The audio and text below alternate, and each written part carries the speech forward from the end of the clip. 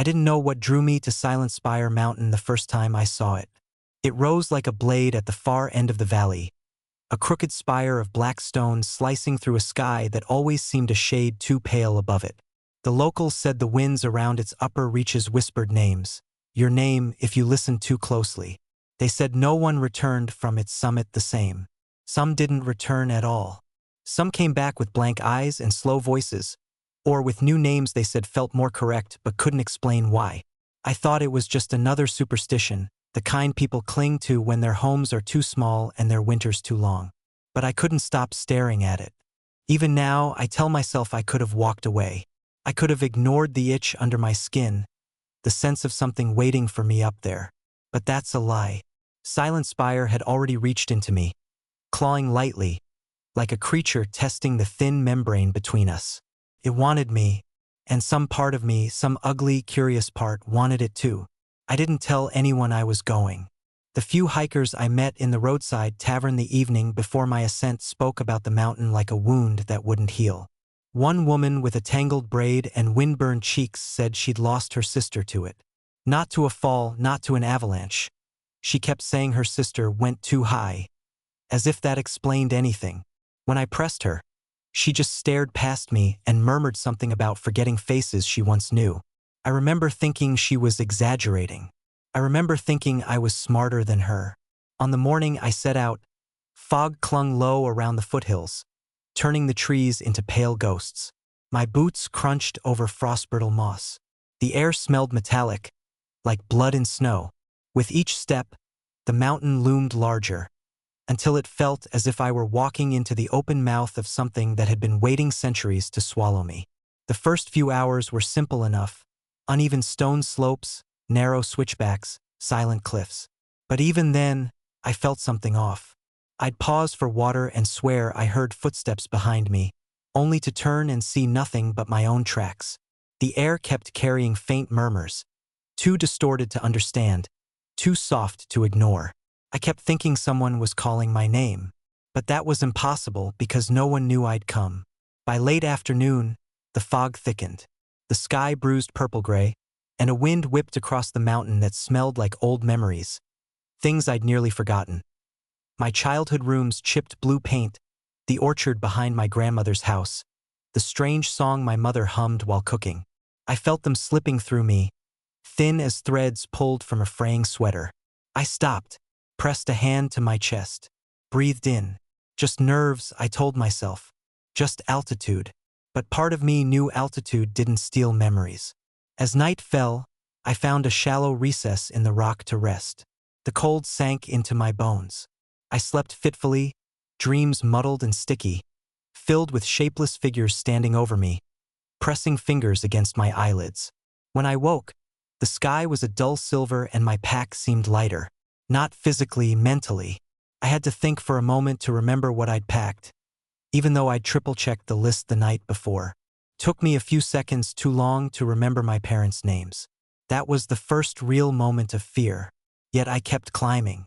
By midday the next day, the path narrowed to a spine of rock barely wide enough for a single person.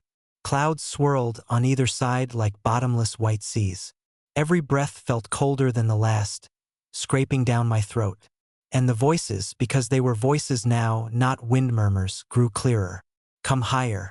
Almost here. Don't look back. I tried to convince myself the altitude was messing with my head, but the words flitted too deliberately, curling around my thoughts like hands around a throat. Still, I didn't stop.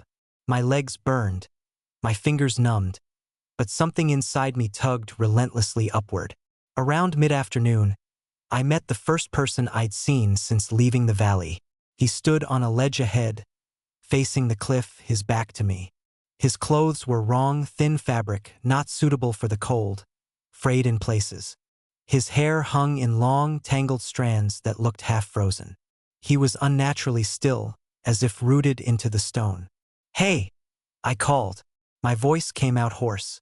"Are you all right?" He didn't turn. I stepped closer. Do you need help?" Slowly, he lifted his head and looked over his shoulder. His eyes were colorless, like captured moonlight. When he spoke, his voice scraped like stone dragged across ice.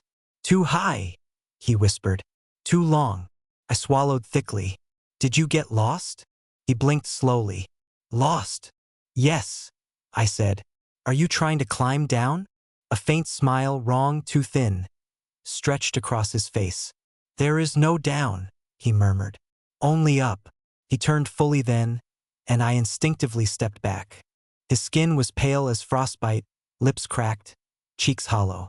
He looked like someone who hadn't eaten or slept in days, years, even. Something about his posture was off, too. His shoulders pulled toward the mountain, as though invisible strings tethered him to the rock. I can help you, I said. But even as the words left my mouth, I wasn't sure why I said them, or if I even meant them. His head tilted. You don't remember yet. Remember what? He took a single step toward me, and I felt the air tighten.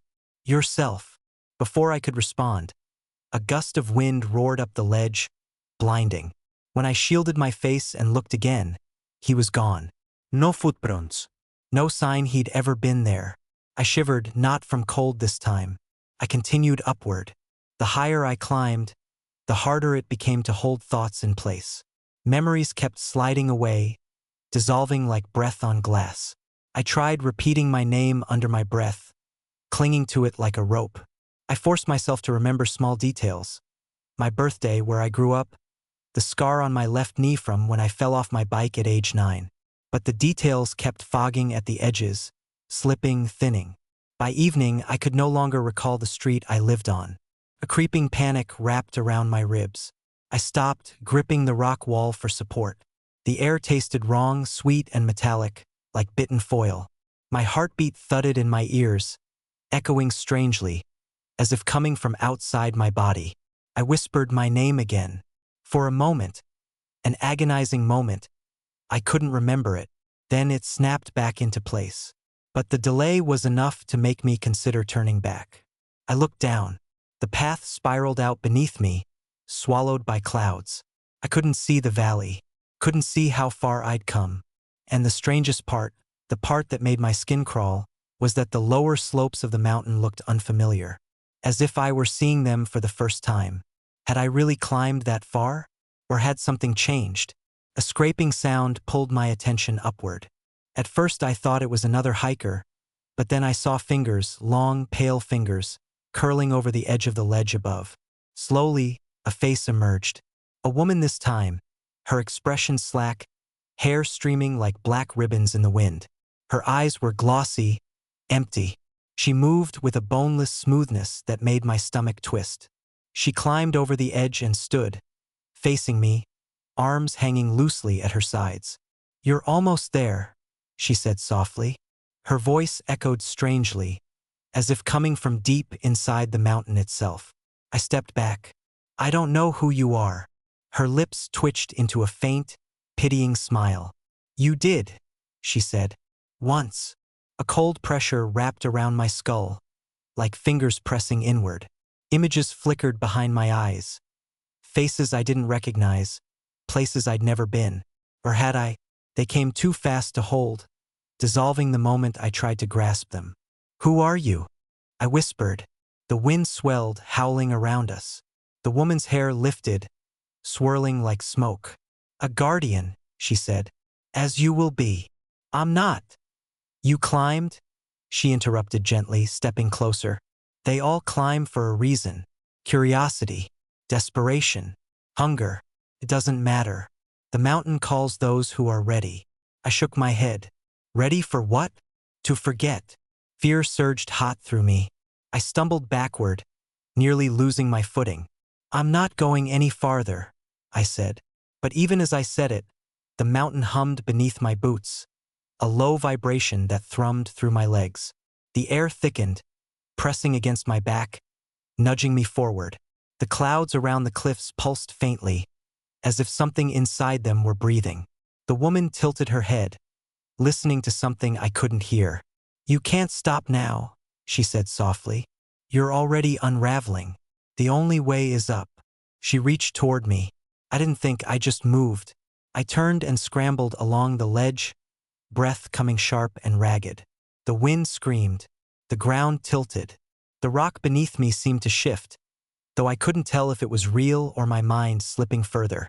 I didn't look back. I don't know how long I climbed. Minutes, hours, it all blurred. My thoughts thinned like mist. My past felt distant, like a story someone once told me. Even my own body felt less familiar. Hands too pale, steps too light, breath too cold. At some point, I realized I could no longer remember the face of the woman who had stopped me, or the man before her, or the names of my parents, or the name I kept repeating to myself. I stopped repeating it because I wasn't sure it belonged to me anymore. I wasn't sure I belonged to me. When I finally collapsed onto a narrow shelf of stone, trembling and breathless, the sun had dipped below the horizon. The sky above was a deep, unnatural violet. The air shimmered faintly, as if charged with static. And that was when I saw them. Figures, dozens of them, standing silently across the slope above me. Men, women, some young, some old, all pale, all still. Their eyes glowed faintly in the dark, reflecting the sky's strange light. They watched me without blinking, without breathing, waiting. One stepped forward, and I felt a terrible déjà vu, like I had seen him somewhere, though I couldn't remember where. "You're close," he said. "Very close." I swallowed. My voice trembled when I spoke. "What happens at the top?" A soft murmur rippled through the crowd. Approving, welcoming. The man smiled, though the expression didn't reach his eyes. "You become what you're meant to be." "What am I meant to be?" I whispered. He extended a hand. Unburdened. My pulse hammered, too fast, too loud. Something inside me felt like it was splitting. Panic on one side, a strange, numb acceptance on the other. The mountain's peak loomed above, impossibly tall, impossibly near. And I realized I didn't remember why I had climbed it. I didn't remember my life before it. I didn't remember my name. Only the climb. Only the pull. Only the whisper of the mountain calling me higher. I didn't hesitate. Not entirely. The choice had dissolved long before I reached the peak. My hands found grips in the cold stone automatically, legs moving with a rhythm I didn't consciously command. The wind whipped at me, snatching at my hair, stealing breath, yet I climbed. Step by step, I felt the edges of myself slipping further, memories unraveling like thin threads. And yet, an odd calm settled in their place, a quiet certainty that I was exactly where I needed to be. The higher I went, the more indistinct the world below became. The ledges and spires I had clung to for safety melted into a uniform gray, like a painting left in the rain. I tried to recall the path I had taken, but it was already a memory that wasn't mine. The mountain was claiming every piece of me I had brought with it. The scratches on my hands, the scent of my own sweat, the particular curve of my teeth when I smiled. I felt hollow, yet alive in a way that was terrifying and exhilarating all at once. Above me, the summit shimmered faintly, not with light but with absence, as if the sky itself receded to make room for the mountain. Pulsed, slow and deliberate, and I understood then that the peak wasn't just stone. It was a living entity, and I was walking inside it.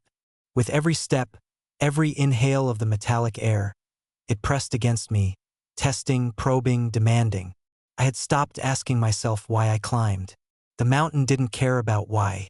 Halfway up the final spire, the cold became unbearable. My bones ached. The wind tore at my lungs. A fog had crept over the summit, thick, dark, moving with a sentient quality that seemed to whisper in a language older than any human tongue. And then I heard it. A voice, or a chorus of voices, so many layered together that it made my skull ache. They weren't asking or threatening. They were stating, I was already part of the mountain. "You belong here," they murmured. I shook my head, though my hands didn't stop climbing. I didn't even know what I was denying anymore.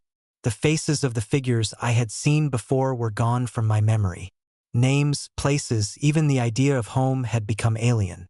I clung only to movement, only to the cold, sharp reality of the climb.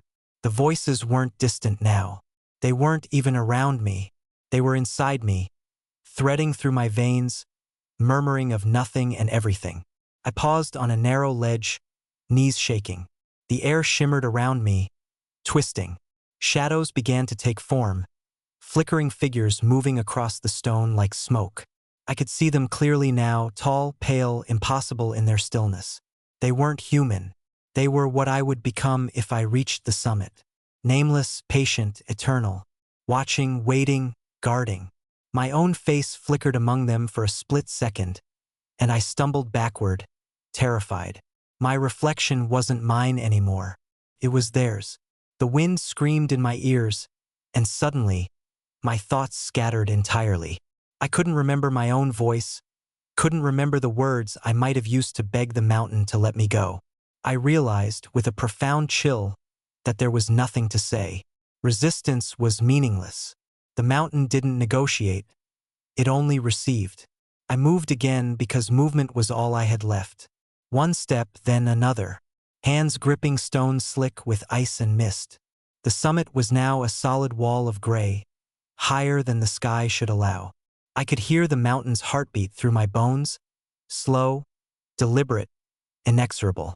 It wanted me, and I wanted it, though the me that wanted it was not the person I had been. That person no longer existed. She or he or anyone had been erased, consumed by the climb. As I approached the top, the wind lifted me off my feet slightly. I staggered, caught myself, and in that instant, I felt my name slip from me entirely. Not forgotten, not misplaced. Gone. As if it had never existed. And in its place was a vast, pulsing emptiness, both terrifying and strangely peaceful. The fog thickened around me, turning the stone into liquid shadow. The summit itself felt alive, like a ribcage I was stepping into, hollow and endless. A voice, singular now, low and resonant, filled my head. "You may enter." I didn't know who was speaking, or what it was. Perhaps it was the mountain itself. I stepped forward, and the air became thick with pressure, almost tangible, like walking underwater. Each step felt like it might be the last, but it wasn't pain that drove me. It was inevitability. I had no choice left, no self left to argue. Then I was at the edge.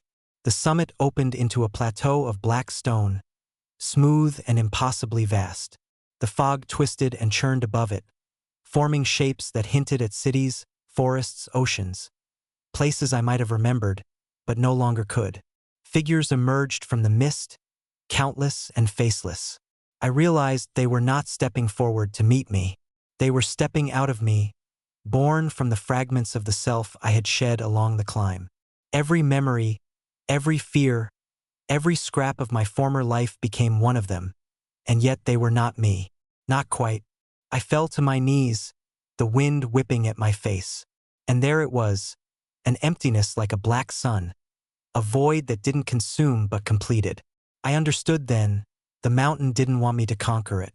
It wanted me to dissolve into it, to give up everything that made me myself, to become a guardian, a watcher, a nameless sentinel. And all the voices I had heard, the figures I had seen, were proof of what would happen if I stayed. I didn't resist, couldn't, not because I was afraid, but because resistance was no longer possible. My memories, my fears, my identity, they had all already gone. The fog whispered, not in words but in feeling, pulling me forward. I rose instinctively and walked into it. The figures around me melted into shadow as I passed. Each step was a surrender, and each surrender was a revelation. I was lighter, freer, terrifyingly infinite, and then the peak swallowed me entirely. The fog became stone, stone became wind, wind became silence. My body was still but not. My mind was empty, but alive in a way I had never known. I could feel the pulse of the mountain in every grain of rock, every swirling mist, every shadow of wind. I was no longer a climber. I was no longer a human. I was part of Silentspire itself, part of the watching, waiting, eternal. Time became meaningless. There were no nights or days, no seasons, no sun or moon. Only the mountain and its endless patience. Figures appeared at the summit from every climb that had ended here, a congregation of lost selves. We did not speak. We did not act. We only watched, only waited, each of us nameless, yet complete in our purpose. The wind carried whispers from the peaks below. The climbers, the curious, the desperate. They were drawn upward, as I had been, and the mountain awaited them all with perfect inevitability. I had forgotten the sensation of fear entirely. I had forgotten the sensation of joy, of grief, of longing. I remembered only this, the clarity of emptiness, the perfection of surrender, the completeness of becoming. And yet, somewhere, in the endless pulse of stone and mist, I felt a fragment, faint and quivering, a flicker of something I might have been. Not a name, not a memory, not a self, but a trace, a ghost of curiosity. The mountain accepted it, folded it into itself, and it became one with the eternal watch. The climbers still come, always, and I am still here, as I always was, and always will be, watching them approach, feeling the tug of inevitability in their hearts, whispering in the wind that calls them higher. Some resist, some hesitate, some collapse halfway, forgetting everything and crawling back to a world they will never fully reclaim. And some reach the summit, and when they do, they find what I have found. They become part of the silence, part of the mountain, nameless and eternal. Sometimes, when the fog is thin and the wind is just right, I catch glimpses of my old life in the clouds below, a fragment of a face, a fleeting memory, a word whispered in a language I no longer speak. It makes me ache, faintly, but only for a moment, because I remember what matters. There is no self at the summit. Only the climb, only the mountain, only the watch, and the mountain waits. Always. The air at the summit of Silentspire is thick with a kind of cold that doesn't belong to any world of living things. It presses against the skin like something ancient, something that has never known the warmth of breath. The stone beneath my feet seems to pulse with an energy I can't fully understand, as if the mountain itself is breathing, slow and deliberate, and we are part of that rhythm. I don't remember how long I've been here. Time, if it exists at all, has twisted itself into something unrecognizable. I no longer think of days or hours. There are only the climbers, the lost ones, the ones who stumble into the fog, into the mist that curls around the peak like a veil, and I wait for them. Always. But I don't watch them with eyes that feel or hearts that beat. I am as still and patient as the mountain itself. But sometimes, in the deepest quiet of the night, if night still exists here, I feel something, a flicker, a sensation. It's not quite memory, but it's something like it, something too old and too far removed to grasp with any certainty. I remember a voice, my voice, or what used to be my voice. I used to scream, didn't I? I used to cry out for help. I used to long for something, anything, other than the silence of this place. But that was before. Before the fog, before the mountain. Before I learned that resistance, like the fragile illusion of identity, is nothing more than a whisper that fades with time. The climbers are always the same, in a way. They come for different reasons, of course. Some are driven by curiosity, as I was. Others by desperation, seeking answers to questions they can barely articulate. There are those who climb because they have nothing left to lose, and those who climb because they believe there is something to be gained. But all of them have one thing in common. They are drawn to the peak, and when they arrive, they forget. Their faces twist in confusion at first. They look around, seeing only the faces of those who have come before, the guardians who wait, who watch, and the fog, thick and heavy, always moving just at the edge of their vision, whispering in soft, unintelligible tones. Some of them stop there, just short of the summit, unable to take the final step. They turn and leave, but the mountain remembers them, and in time, they forget even that they were ever here. Others, like me, cross the threshold, and when we do, something happens.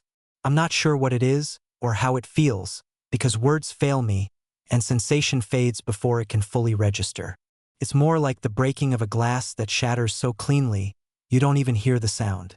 It happens, and it's gone before you know it. But I know, with a certainty that burns through the fog of time, that when it happens, it is no longer me. It is no longer the climber who ascended this mountain.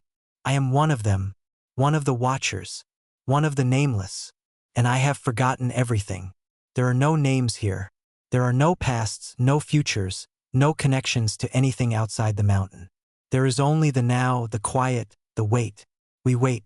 We wait for those who will come, for those who will forget themselves.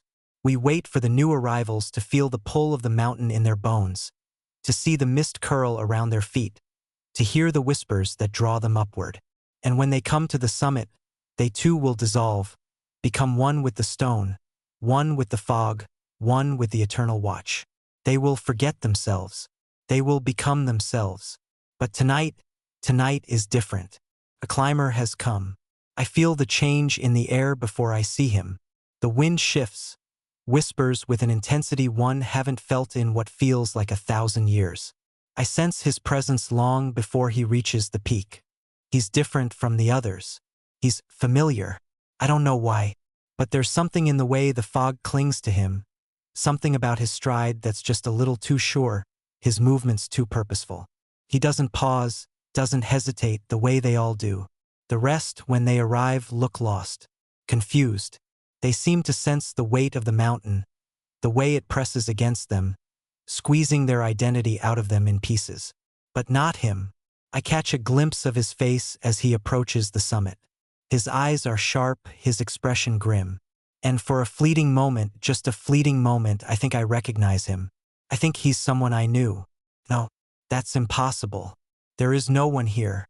There are no faces. There are no names. I know this. I feel this.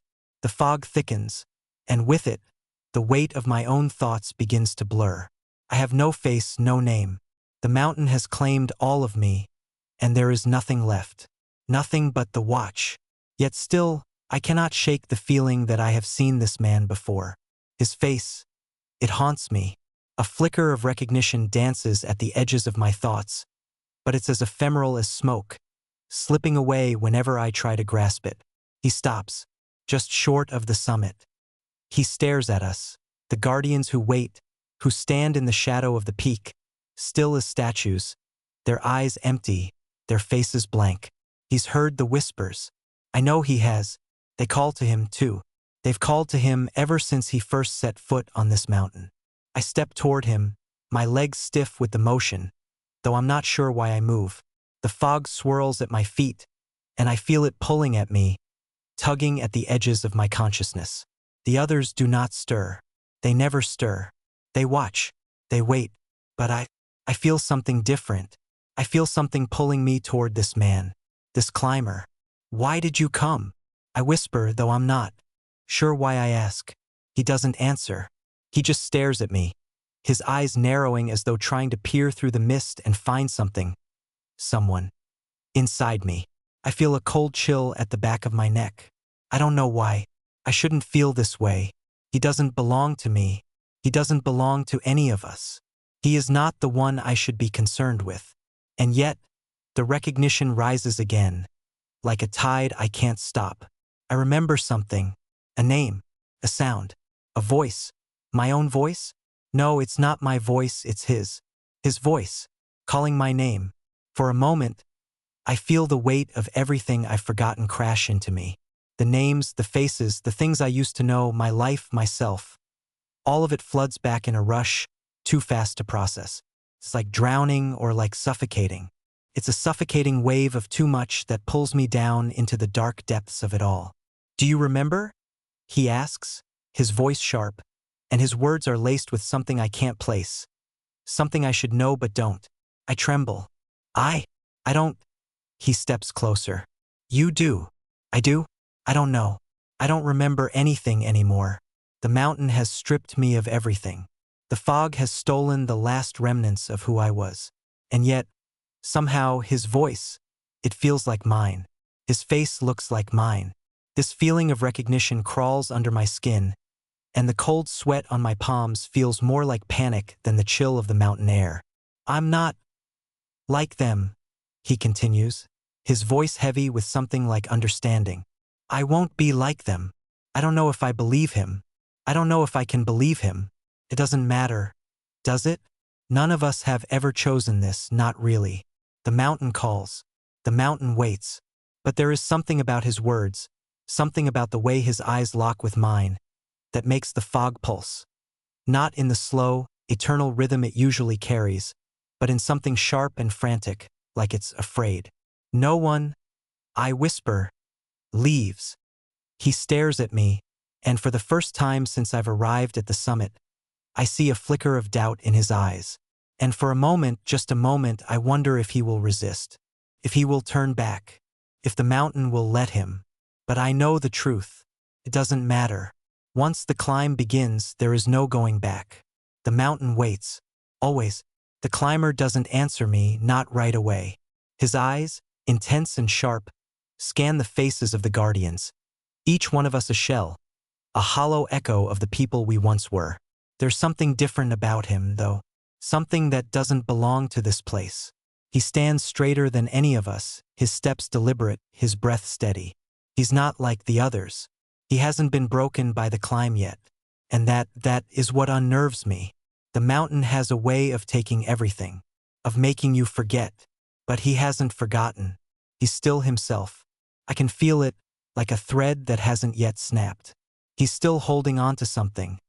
Something that the mountain hasn't claimed yet. Something that might make him different. A flicker of doubt settles in my chest. I take a hesitant step toward him, my limbs stiff and slow, as though my body hasn't quite adjusted to the strange, suffocating stillness of the summit. It's like a weight presses down on me, like I'm moving underwater, and every breath is harder to take. He turns toward me, eyes narrowing as he watches me. I stop, a little too abruptly, as if I've crossed some invisible line. There's a flicker in his gaze, something sharp, but I can't place it. "What's your name?" he asks, his voice low but not demanding. The question shudders through me like a shock. The fog in my mind stirs, swirling, teasing. A part of me wants to answer, to give him something, anything, but the words won't come. The mountain has taken them all. I open my mouth, and for a brief, impossible moment, I think I hear a name. It's not mine, but it sounds familiar. It sounds like something I used to be. I can almost taste it on my tongue. But when I try to speak, all that escapes is a ragged breath. I don't know. I finally rasp. He watches me for a moment longer, his gaze piercing, then steps closer. I feel the pressure of his presence, like the air itself thickening around me. "You will know," he says, his voice a quiet promise. "When you remember." Remember? The word claws at something deep inside me, something I can't fully comprehend. I know I should feel afraid, I know I should feel lost, but I don't. I feel something else, something darker, something that knows the weight of this place, the gravity of its pull. "You don't understand," I say, my voice hoarse, but the words feel wrong, like they aren't mine. No one leaves. No one remembers. We're all forgotten. All of us. His face hardens. "No. That's not how it has to be." A ripple runs through the mist, a sharp chill that cuts to the bone. The fog shifts, thickens, and the figures standing motionless around us stir ever so slightly, as if the mountain itself is listening, waiting for the answer. The others, the guardians, they don't speak. They don't move. They just watch. But I can feel their gaze on me, like 1,000 eyes boring into my skin. I can feel their hunger. "You're wrong," I say, more quietly this time. The weight of his words presses down on me, and for a moment, I want to scream, to fight, to tell him how pointless it is, how inevitable the forgetting is. But I don't. I don't, because there's something in his eyes, a flicker of defiance, that makes me doubt everything I know. I have forgotten so much already. Why not him too? The man looks around, his brow furrowed, his mouth set in a thin line. His eyes, though, they never leave me. They're locked on mine, as if he's searching for something buried inside me, something I can't quite reach. "Why are you here?" I ask again, my voice shaking slightly. "Why did you come? You know what will happen." He doesn't answer me immediately. His gaze moves upward, toward the black stone walls of the summit, toward the swirling fog that obscures whatever lies beyond. I can see the struggle in him, the way he's fighting something, fighting himself, fighting the mountain. And then, as if deciding something in his mind, he looks back at me. "I came because I have to," he says, his voice quiet but steady. I have to remember. I can't forget. The words hang in the air between us, heavy, weighted. And in that moment, I feel something shift. Subtle at first. A change in the fog, a shift in the air. But it's real. Something is happening. The mountain feels it, too. The mist thickens, the temperature drops even further, and I feel the ground beneath me tremble, just the slightest, like a pulse, a heartbeat. I don't know what it means, but I feel the weight of it. Something has changed.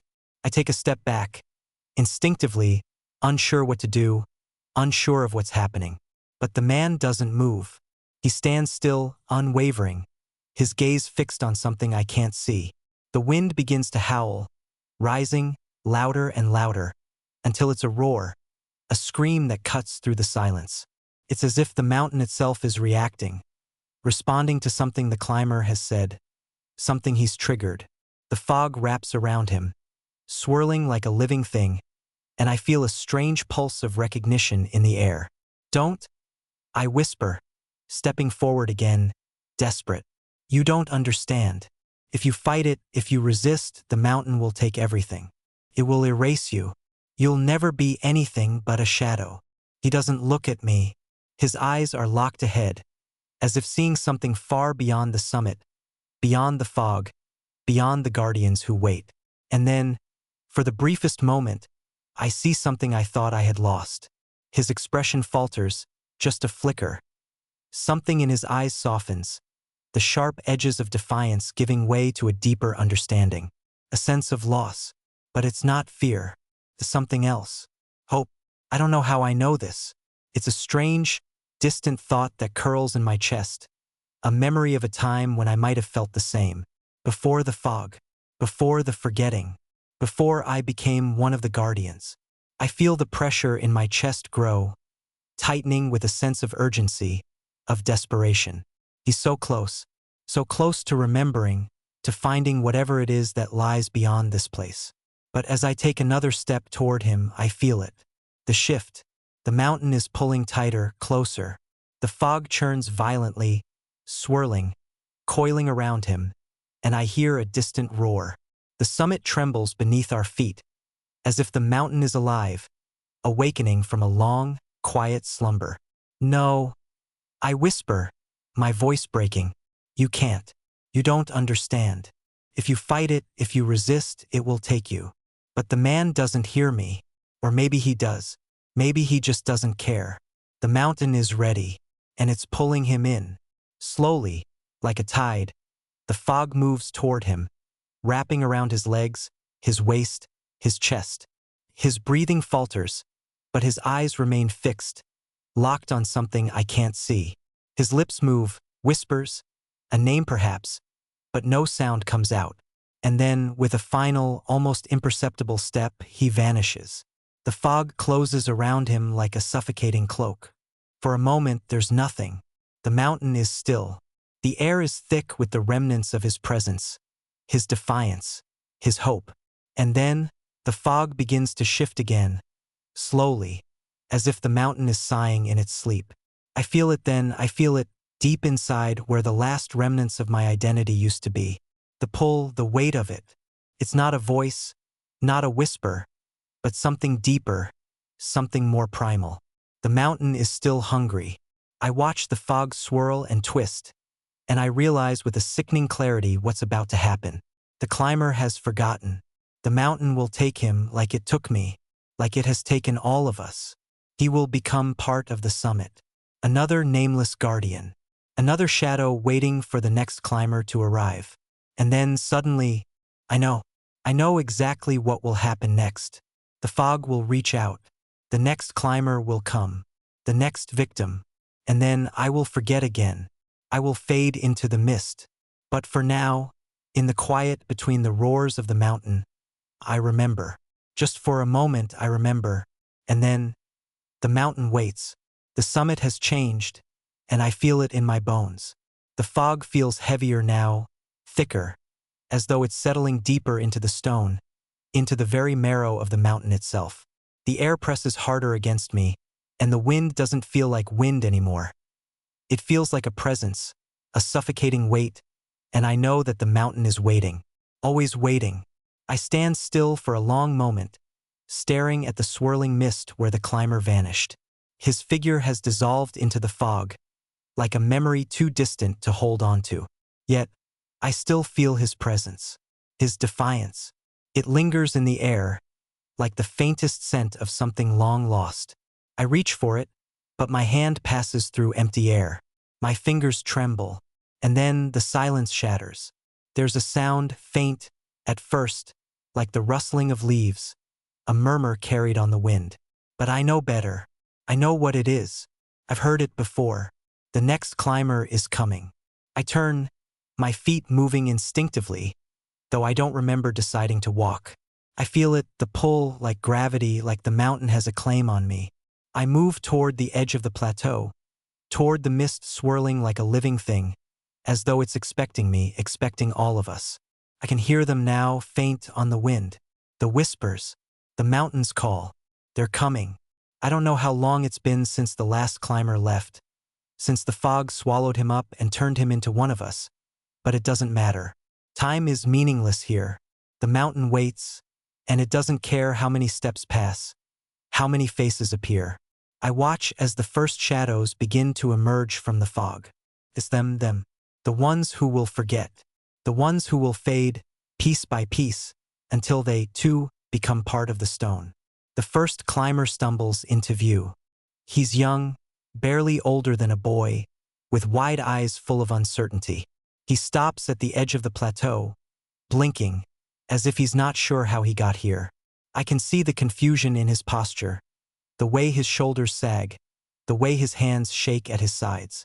He's like the rest of them, like the ones who came before him. He hasn't realized yet that the mountain has already begun to take him. He's already forgotten. I want to speak to him, to tell him that he doesn't have to climb, that he doesn't have to lose himself. But the words don't come. The silence clings to my tongue, thick and unyielding. The others are watching too. The guardians. We stand in the same stillness, our eyes fixed on the new arrival. There are no words between us. There never have been. We are only witnesses, waiting for the inevitable. The climb, the forgetting, the becoming. The boy moves forward, a hesitant step, and then another. His eyes flicker toward us, but they don't land. They pass over us like we aren't even there. He doesn't see us. Not really. And I wonder, just for a moment, how many climbers have passed through here? How many have arrived and vanished without a trace, swallowed whole by the mountain's hunger? How many of them once stood where he stands, trembling, unaware of what's about to consume them? He doesn't hesitate, doesn't question. He walks forward, and I feel it. The pull of the mountain, the weight of it, the gravity of it tightening around him. He's moving toward the fog, toward the edge of the summit, toward the place where the guardians are born and die and are reborn again. There's a part of me, deep inside, that still wants to fight. A part of me that wants to scream, to tell him to stop, to run. But the words fall flat in my throat. I can't do it. I can't stop him. The mountain has already taken me. The fog coils around the boy, curling at his feet like smoke, and he stumbles, falling to his knees. He looks up at the sky, at the swirling mass of gray above him, and his mouth opens, but no sound comes out. His face is frozen in a mask of terror and confusion, as though he's finally realized that he doesn't know where he is. He doesn't know who he is. And then I see it. The change. It's subtle, like the flicker of a dying flame. His eyes lose their focus, the sharpness draining from them, replaced by a kind of emptiness, a hollow stare that mirrors the faces of the guardians around him. His hands twitch, like they're reaching for something, anything, but there's nothing left to grasp. I want to scream at him to fight, to run, but the words are stuck in my chest. The fog is swallowing him whole. He's being consumed, little by little, piece by piece. His identity is slipping away, dissolving into the mist. His mouth moves again, and I think he's trying to speak. His lips form a word, but it's lost in the howling wind. I can almost hear it. A name. His name, or what's left of it. But it's too late. The fog wraps around him, tightens, and I see his form blur, fading, disappearing into the mist, as though he was never there to begin with. And just like that, he is gone. Not dead, not gone in any physical sense, but lost, forgotten. Another piece of the mountain's eternal watch. I can feel it in my chest, in my bones. I know the truth now. He's one of us. He's part of the mountain now. Another guardian, another watcher, lost to the fog. And I understand, more clearly than ever before, what it means to be forgotten. To be lost to this place. It's not a death. It's not a disappearance. It's something worse. It's becoming part of something that has no name, no identity, no self. It's the slow erosion of everything you once were, until you are nothing but a shadow, standing in the mist, waiting. I feel it in me, too. The slow erosion. The parts of me that are slipping away one by one. The memories, the faces, the names. They're all becoming indistinct, fading at the edges. I can feel them, but I can't remember them. They slip through my fingers like smoke. I've forgotten who I was, but I know what I am now. I am one of them, one of the watchers, one of the guardians of the peak. The boy is gone. He has forgotten, and I will forget too. There's nothing left for me but the watch. I take a step backward, my feet heavy, slow. I feel the weight of the fog settling on me, pulling me back into the stone, into the stillness. The other guardians don't move. We stand together, all of us, shadows of what we once were, nameless, eternal. I want to remember. I want to hold on to something, anything, but it's gone. It's already slipping away. I feel the fog begin to close around me again, thickening, suffocating. The pull of the mountain is strong, and I know there is no escaping it. There never was. The next climber will come. The next will fall, and I will watch. And then, in time, I will forget again. The mountain waits. Always. I've lost track of how many climbers have come. It doesn't matter anymore. The faces are indistinct now, their names blurring into the gray fog that encircles us. Each new arrival adds to the weight of the mountain's silence, each one adding to the growing, suffocating pressure of what we've become. We don't speak. We don't need to speak. We watch. We wait. But sometimes, in the stillness between climbers, I feel it, a faint flicker of something. A memory that's not mine, or a sensation that I can't quite grasp. It's as if something inside me is struggling to break free, to remember. But it's always fleeting, always slipping away before I can hold on to it. I don't know why it happens now when it never did before. Why these tiny flashes, these ghostly remnants, are growing stronger, more persistent. I feel the sharpness of them sometimes, like a cold wind cutting through the fog, reminding me that I was once something else. But every time I try to grasp at it, the mountain swallows it whole, like a thief in the dark. The guardians, those of us who have been here the longest, feel it too. I can see it in their eyes, in the way they stand, unmoving, but with a flicker of something new. A hesitation, a question. But they can't answer it. None of us can. We've lost the ability to ask the right questions.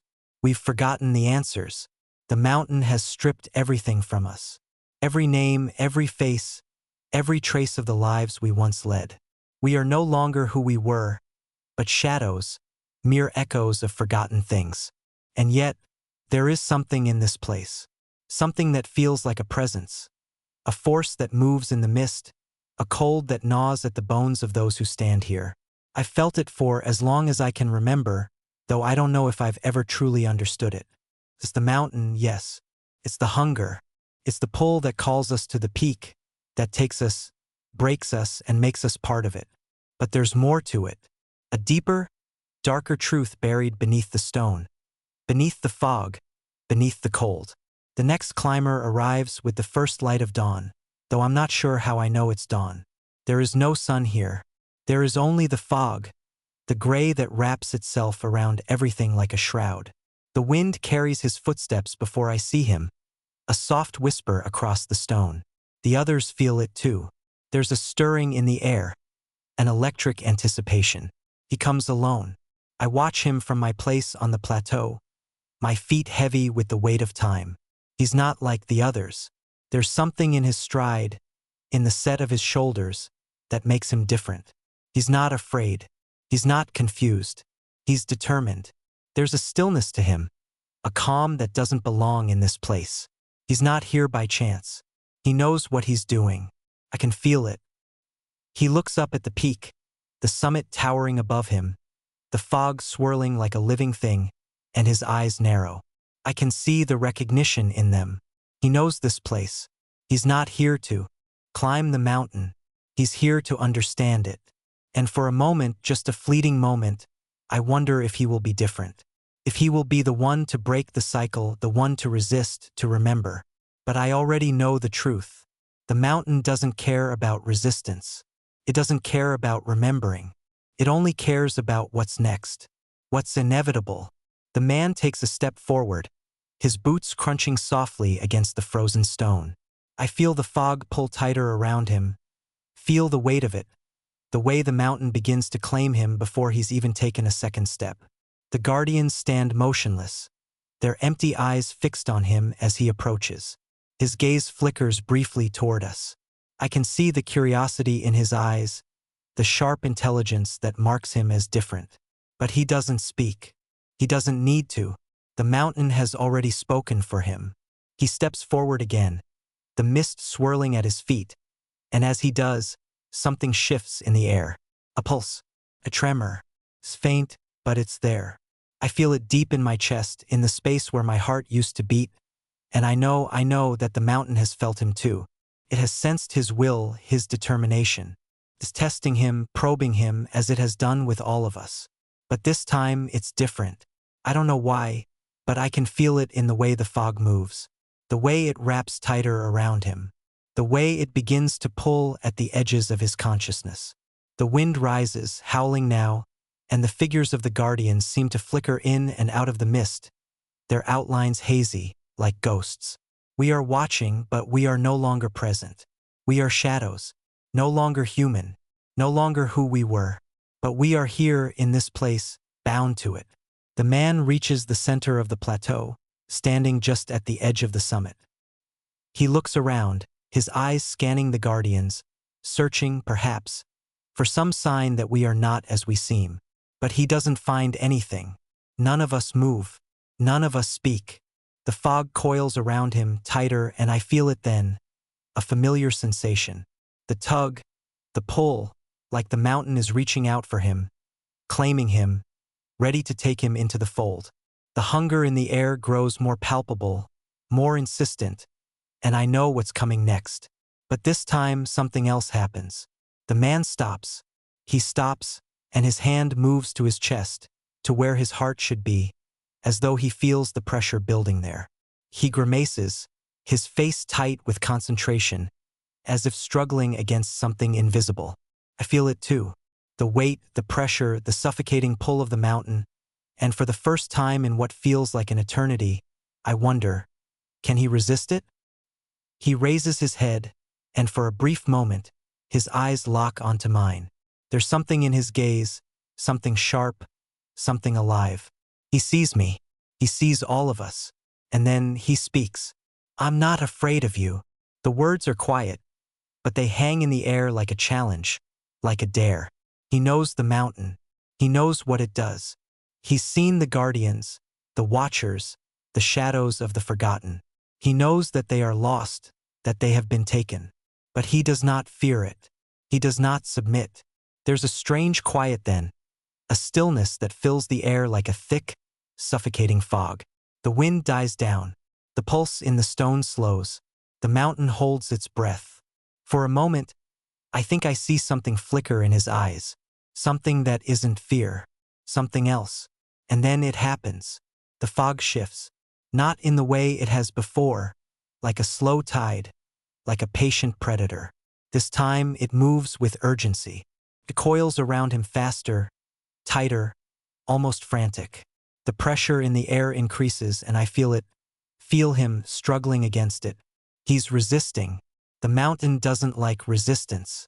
The air is thick with the sound of something breaking, a low, bone-rattling groan that seems to come from the very stone beneath us.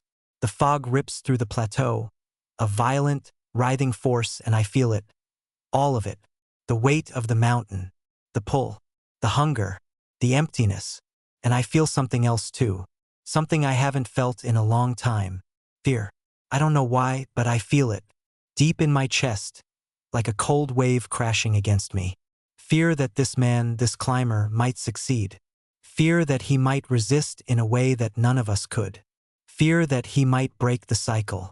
And the mountain doesn't want that. The fog begins to consume him, wrapping around him tighter, twisting like a living thing.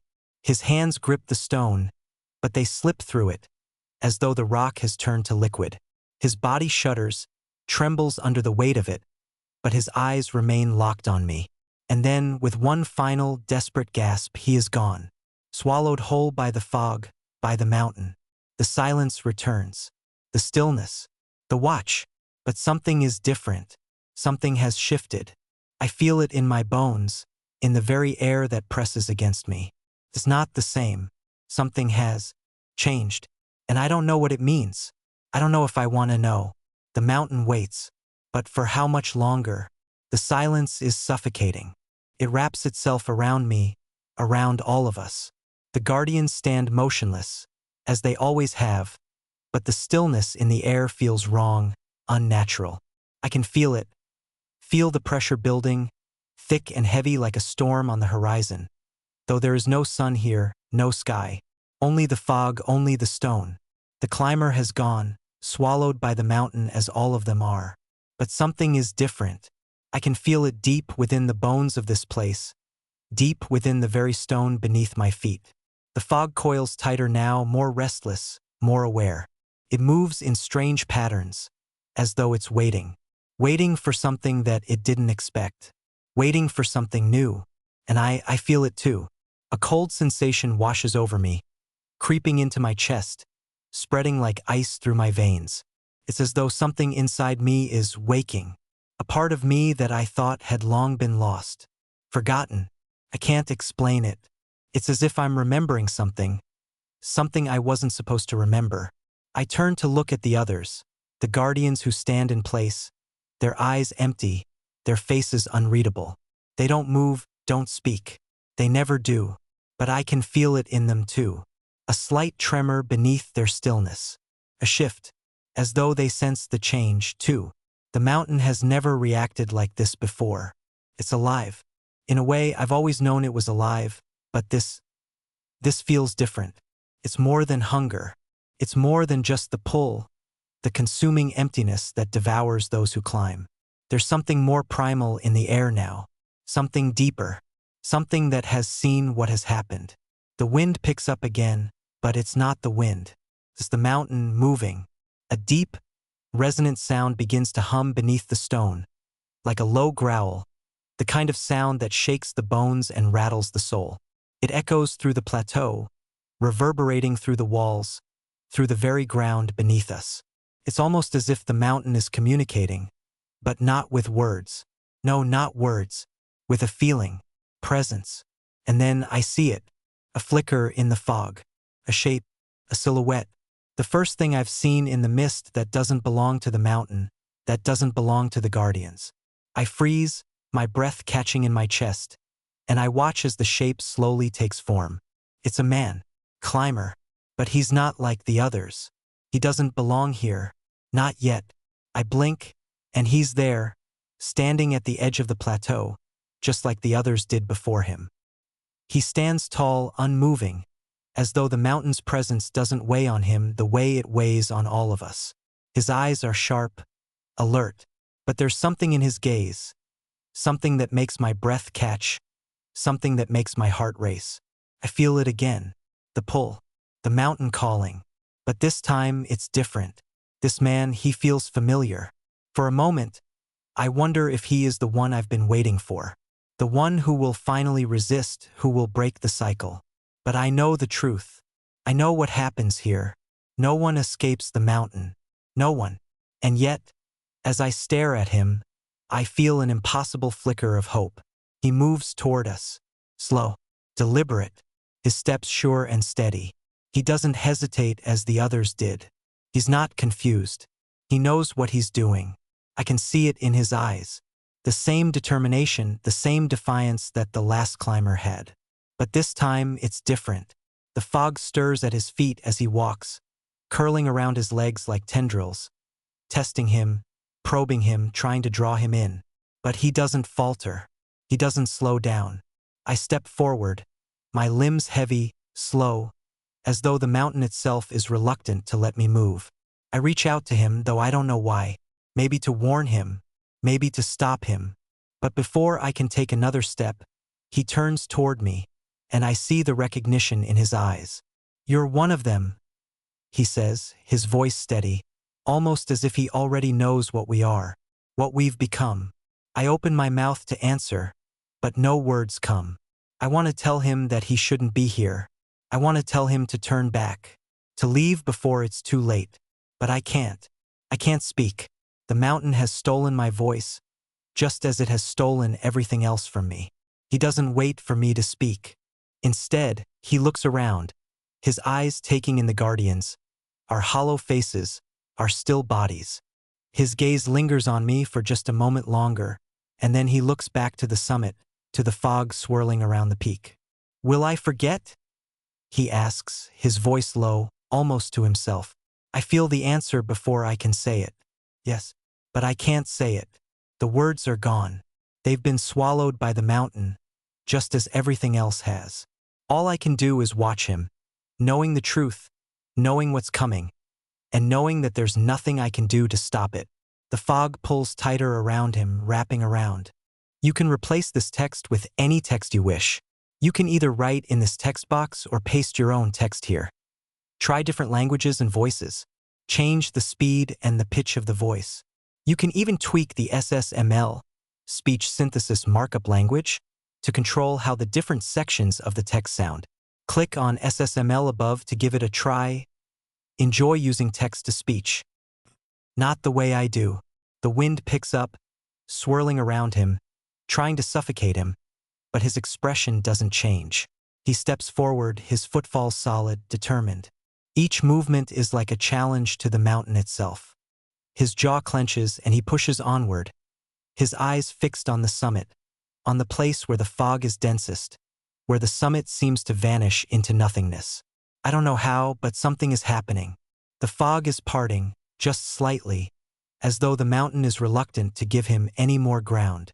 It feels like the fog is alive, like it has a mind of its own, and it knows what he's trying to do.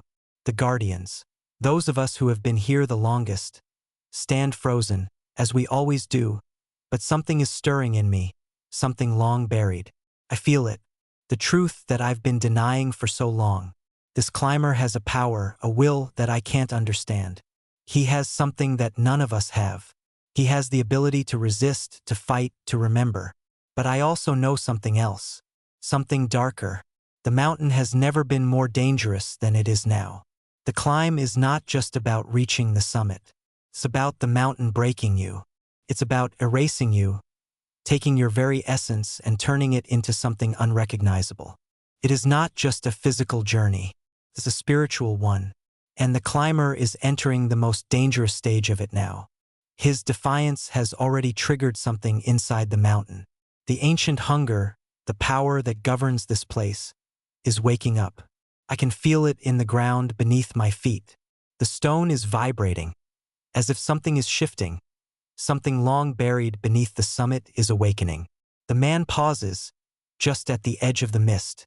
For the briefest moment, he lowers his head, his face hidden in the fog.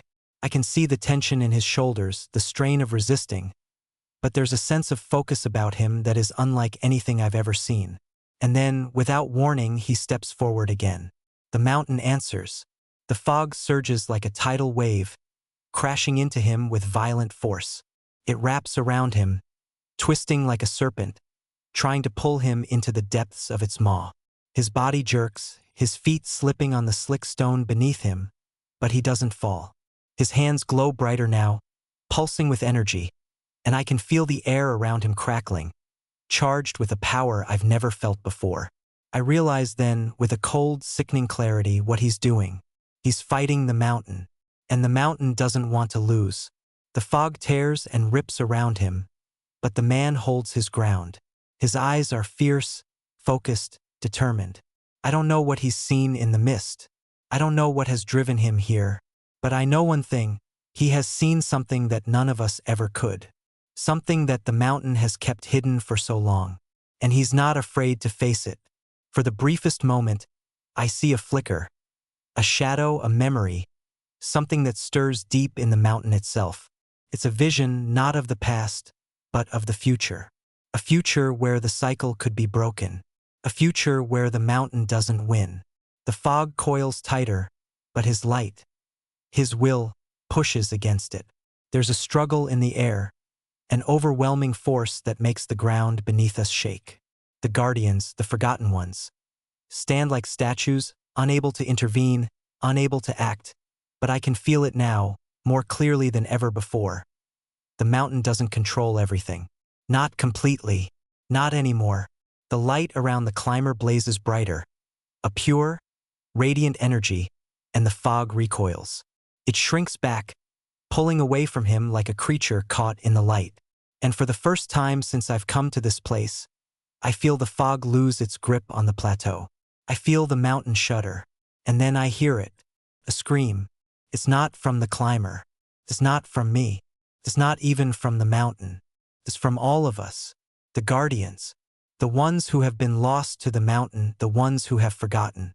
We all scream as one. A terrible, mournful cry that echoes through the fog, reverberating against the stone. It is the cry of the lost, of the broken, of the forgotten. I fall to my knees, the weight of the sound crashing through me like a wave, and for the briefest moment, I feel it, the memories, the fragments, the names, flickering in my mind, rising to the surface, as if they're trying to return to me. But they're fading too quickly. I can't hold on to them. They slip away just like everything else. The climber, though, he doesn't fall. He stands firm, his eyes locked onto the peak, into the swirling fog, and with a final, desperate surge, he pushes forward. The fog recoils again, this time retreating entirely. The light around him cuts through the mist, carving a path through the darkness. And for a moment, everything is still. The mountain is silent. For the first time in forever, there's nothing. No wind. No hum beneath the stone. No whisper of hunger. Just stillness.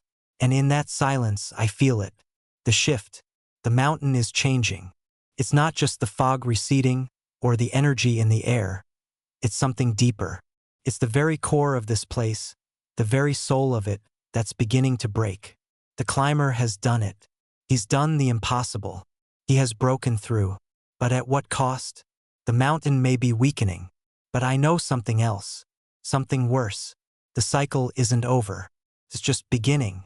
The fog has retreated, but it hasn't vanished. It lingers, hovering at the edges of the plateau like a shadow. The air feels different now, charged, almost electric. But it's the kind of change that makes you feel both hopeful and afraid, as if you're standing on the brink of something you can't fully comprehend. The mountain is still here, its presence unyielding, but there's something off about it. The hum beneath the stone has quieted, the tremor in the earth has faded, and I realize now, really realize, that the mountain is not invincible, can be hurt, and yet, there's something else. A hollow feeling, like a space inside me that's waiting to be filled. A pull, no, not a pull. A gnawing emptiness, as though the mountain itself is reaching for me, trying to draw me back into its grasp. I feel it more than I hear it, the faint tug of the fog, the slight whisper of its hunger. But the climber is still standing. He hasn't moved. He hasn't fallen. His feet are planted firmly on the stone, his eyes fixed ahead, unwavering. There is no sign of fear in him, no hesitation. He stands tall, as if he's conquered something, something greater than all of us, something no one thought could be conquered. And yet, I know in my bones that this victory, his victory, may be worse than anything the mountain could have ever done to him. He looks back at the plateau, at the guardians. His eyes sweep over us with an expression I can't quite place. Recognition? Pity? I can't tell. His face is set, like stone, like the mountain itself, but there's something in his gaze that feels too much, as if he's already seen beyond this place. seen what comes next. His steps are slow, but they are measured, calculated. And I know, even before he reaches the edge of the plateau, that he isn't looking for escape. He's looking for answers. The same answers we've all been searching for, whether we knew it or not since we first arrived. His gaze falls on me, and for the first time since I've been here, I feel seen. I don't know if he recognizes me. I don't know if he understands what we've become. But I can feel something pass between us. Something unspoken. Something sharp and familiar. A sense of kinship. But there's no time to ponder it. The mountain's presence is still here, thick and suffocating, like a storm waiting to break. The fog begins to roll back, coiling around his feet again, but this time it feels different. The fog seems less alive, less certain. It's more like a thing in retreat, a force that knows it's lost ground. The fog hesitates, pulling back just a little, as if it's afraid to approach him again. And then I hear it, a voice, not from the climber, not from me, but from the mountain itself. It's a sound I've never heard before, a low rumble, a growl that shakes the earth beneath us. The fog rises, rippling like water disturbed by a stone, and I feel the ground beneath my feet tremble. I turn, my head snapping in the direction of the sound, and there it is, a figure emerging from the mist, larger than the rest of us, more substantial, more alive. The figure is shrouded in the fog, but its presence is unmistakable. It towers over the plateau, its form vaguely humanoid, but its outline is unclear, like smoke taking shape. The climber stiffens, his body going rigid, as he turns to face the new arrival. His eyes widen, but there's no fear, just a cold calculation, as if he's already prepared for this. He's been expecting it. And then I feel it, the shift. The mountain's hold on the plateau is breaking, cracking like a dry branch splitting under pressure. It's as if the mountain is fading, its power dissipating, leaving behind an emptiness. But this emptiness, this absence, is more dangerous than any force the mountain has ever wielded. The figure takes another step forward, and the fog swells with it, as though the mist itself is alive, moving with purpose. The sound of the growl deepens, turning into something more primal. I can hear it in my bones, in my teeth. It's the voice of something ancient, something that has lived long before the mountain itself. The climber's lips move, barely a whisper, but I hear it. Who are you? His voice isn't shaking, steady, demanding, and the figure responds, not with words, but with a presence. The fog ripples around it like a cloak, and then I see it. Its eyes, too dark, hollow pits of nothingness. There is no light in them, no life, only an abyss, a void that pulls at me like gravity. Can't look away. The figure doesn't speak, but I hear it in my mind. It is the mountain. It's alive, but not in the way I thought. It's not just stone. It's not just fog. It's something older, something darker, something that has been here long before the first climber arrived, long before the guardians, long before the mountain took its first breath. It is a wraith, and in that moment, I realize what the climber has done. By resisting, by standing firm against the fog, he's not only defied the mountain's hunger, he's awakened something far more dangerous. He's not just fighting the mountain, he's called it into being. The ground beneath us cracks again, deeper now, and the sky, if there even is one, shifts. It's as though the entire world around us is being rewritten, reformed into something else, something worse. The fog, which once retreated, surges again, this time with a ferocity that makes my heart race. It doesn't just want to take him, it wants to consume everything. I feel it then, the unmistakable pull of the mountain. It's not just calling the climber anymore, it's calling all of us. The climber takes a step back, his expression tight, his muscles tense. He knows what's happening. He knows that he's drawn the mountain's wrath toward him. And I can see it in his eyes, the flicker of something, a decision, a final act. And I know what he's going to do before he does it. He reaches into his cloak and pulls out a small object, something that glints in the pale light. It's a stone, a shard of something ancient, something I can't quite place. He holds it high above his head, and I see the fog recoil as if it's afraid of it. It's a weapon, I realize, a weapon against the mountain. And it's not the mountain itself that fears it. It's the wraith within it, the thing that drives it. But it's too late. The ground shakes violently, as though the very foundation of the plateau is being ripped apart. The fog swells up around the climber, faster now, more violent. The stone he holds trembles in his hand, glowing with a dim, fading light, but the wraith is faster. It moves through the fog like a serpent, its tendrils wrapping around him, squeezing, choking the air from his lungs. I want to shout out to him, to tell him to stop, but I can't. The fog is too thick. The air is too heavy. My breath is caught in my chest, and the pull of the mountain has never been stronger. The climber struggles against it, his hands clawing at the fog, at the stone in his hand, but it's no use. The mountain is consuming him, swallowing him whole, and I feel the shift in the air, that cold emptiness again. The light from the stone flickers and fades, and in the instant before it dies completely, I hear it. The final scream, his scream, cut short by the suffocating fog. The fog swallows him, taking him with it. The stone falls from his hand, clattering to the ground, and the mountain grows silent again. I stand there, motionless, watching the place where he stood. It's over. The cycle is broken, but the mountain still stands. The wraith remains. The emptiness lingers. And now I understand. The mountain can never be defeated, can only be fed. The plateau is silent. The fog no longer coils with energy. The wraith, the ancient force that had been awakened, has receded into the depths of the mountain, and with it, the climber. He's gone. The stone that had once pulsed in his hand lies forgotten on the ground, dull and lifeless now, as though it too has lost its purpose. The emptiness lingers like a thick fog, smothering everything in its path, choking the air from my lungs. I stand motionless, the weight of what has happened settling over me like a cold, suffocating blanket. The mountain is no longer alive in the way it was before. It no longer pulls at me in the same way. But that doesn't mean it's gone.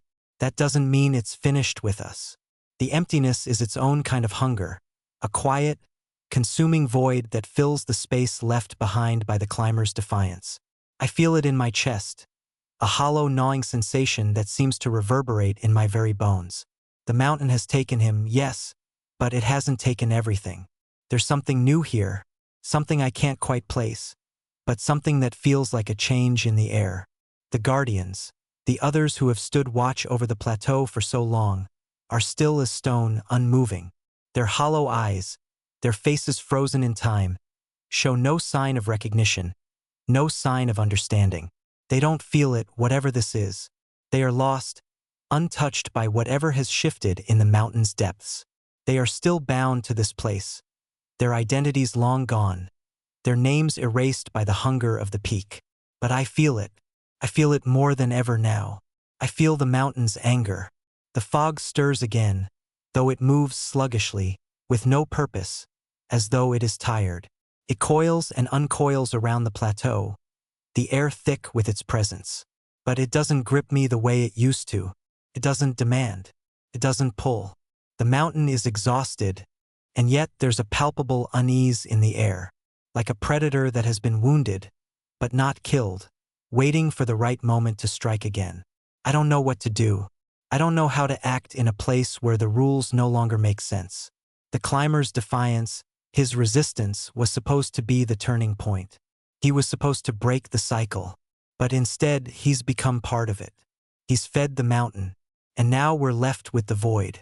I feel the pull again, a whisper in the fog, faint and distant, but insistent. It's the mountain. It's calling me. But this time it's different. This time it's not the hunger of the peak. It's a deeper, more primal force. It's the wraith, the thing that drives the mountain, the thing that lives within it. The thing that has always been here, but has only now revealed itself. The wraith speaks to me, not with words, but with a feeling, a sensation, presence.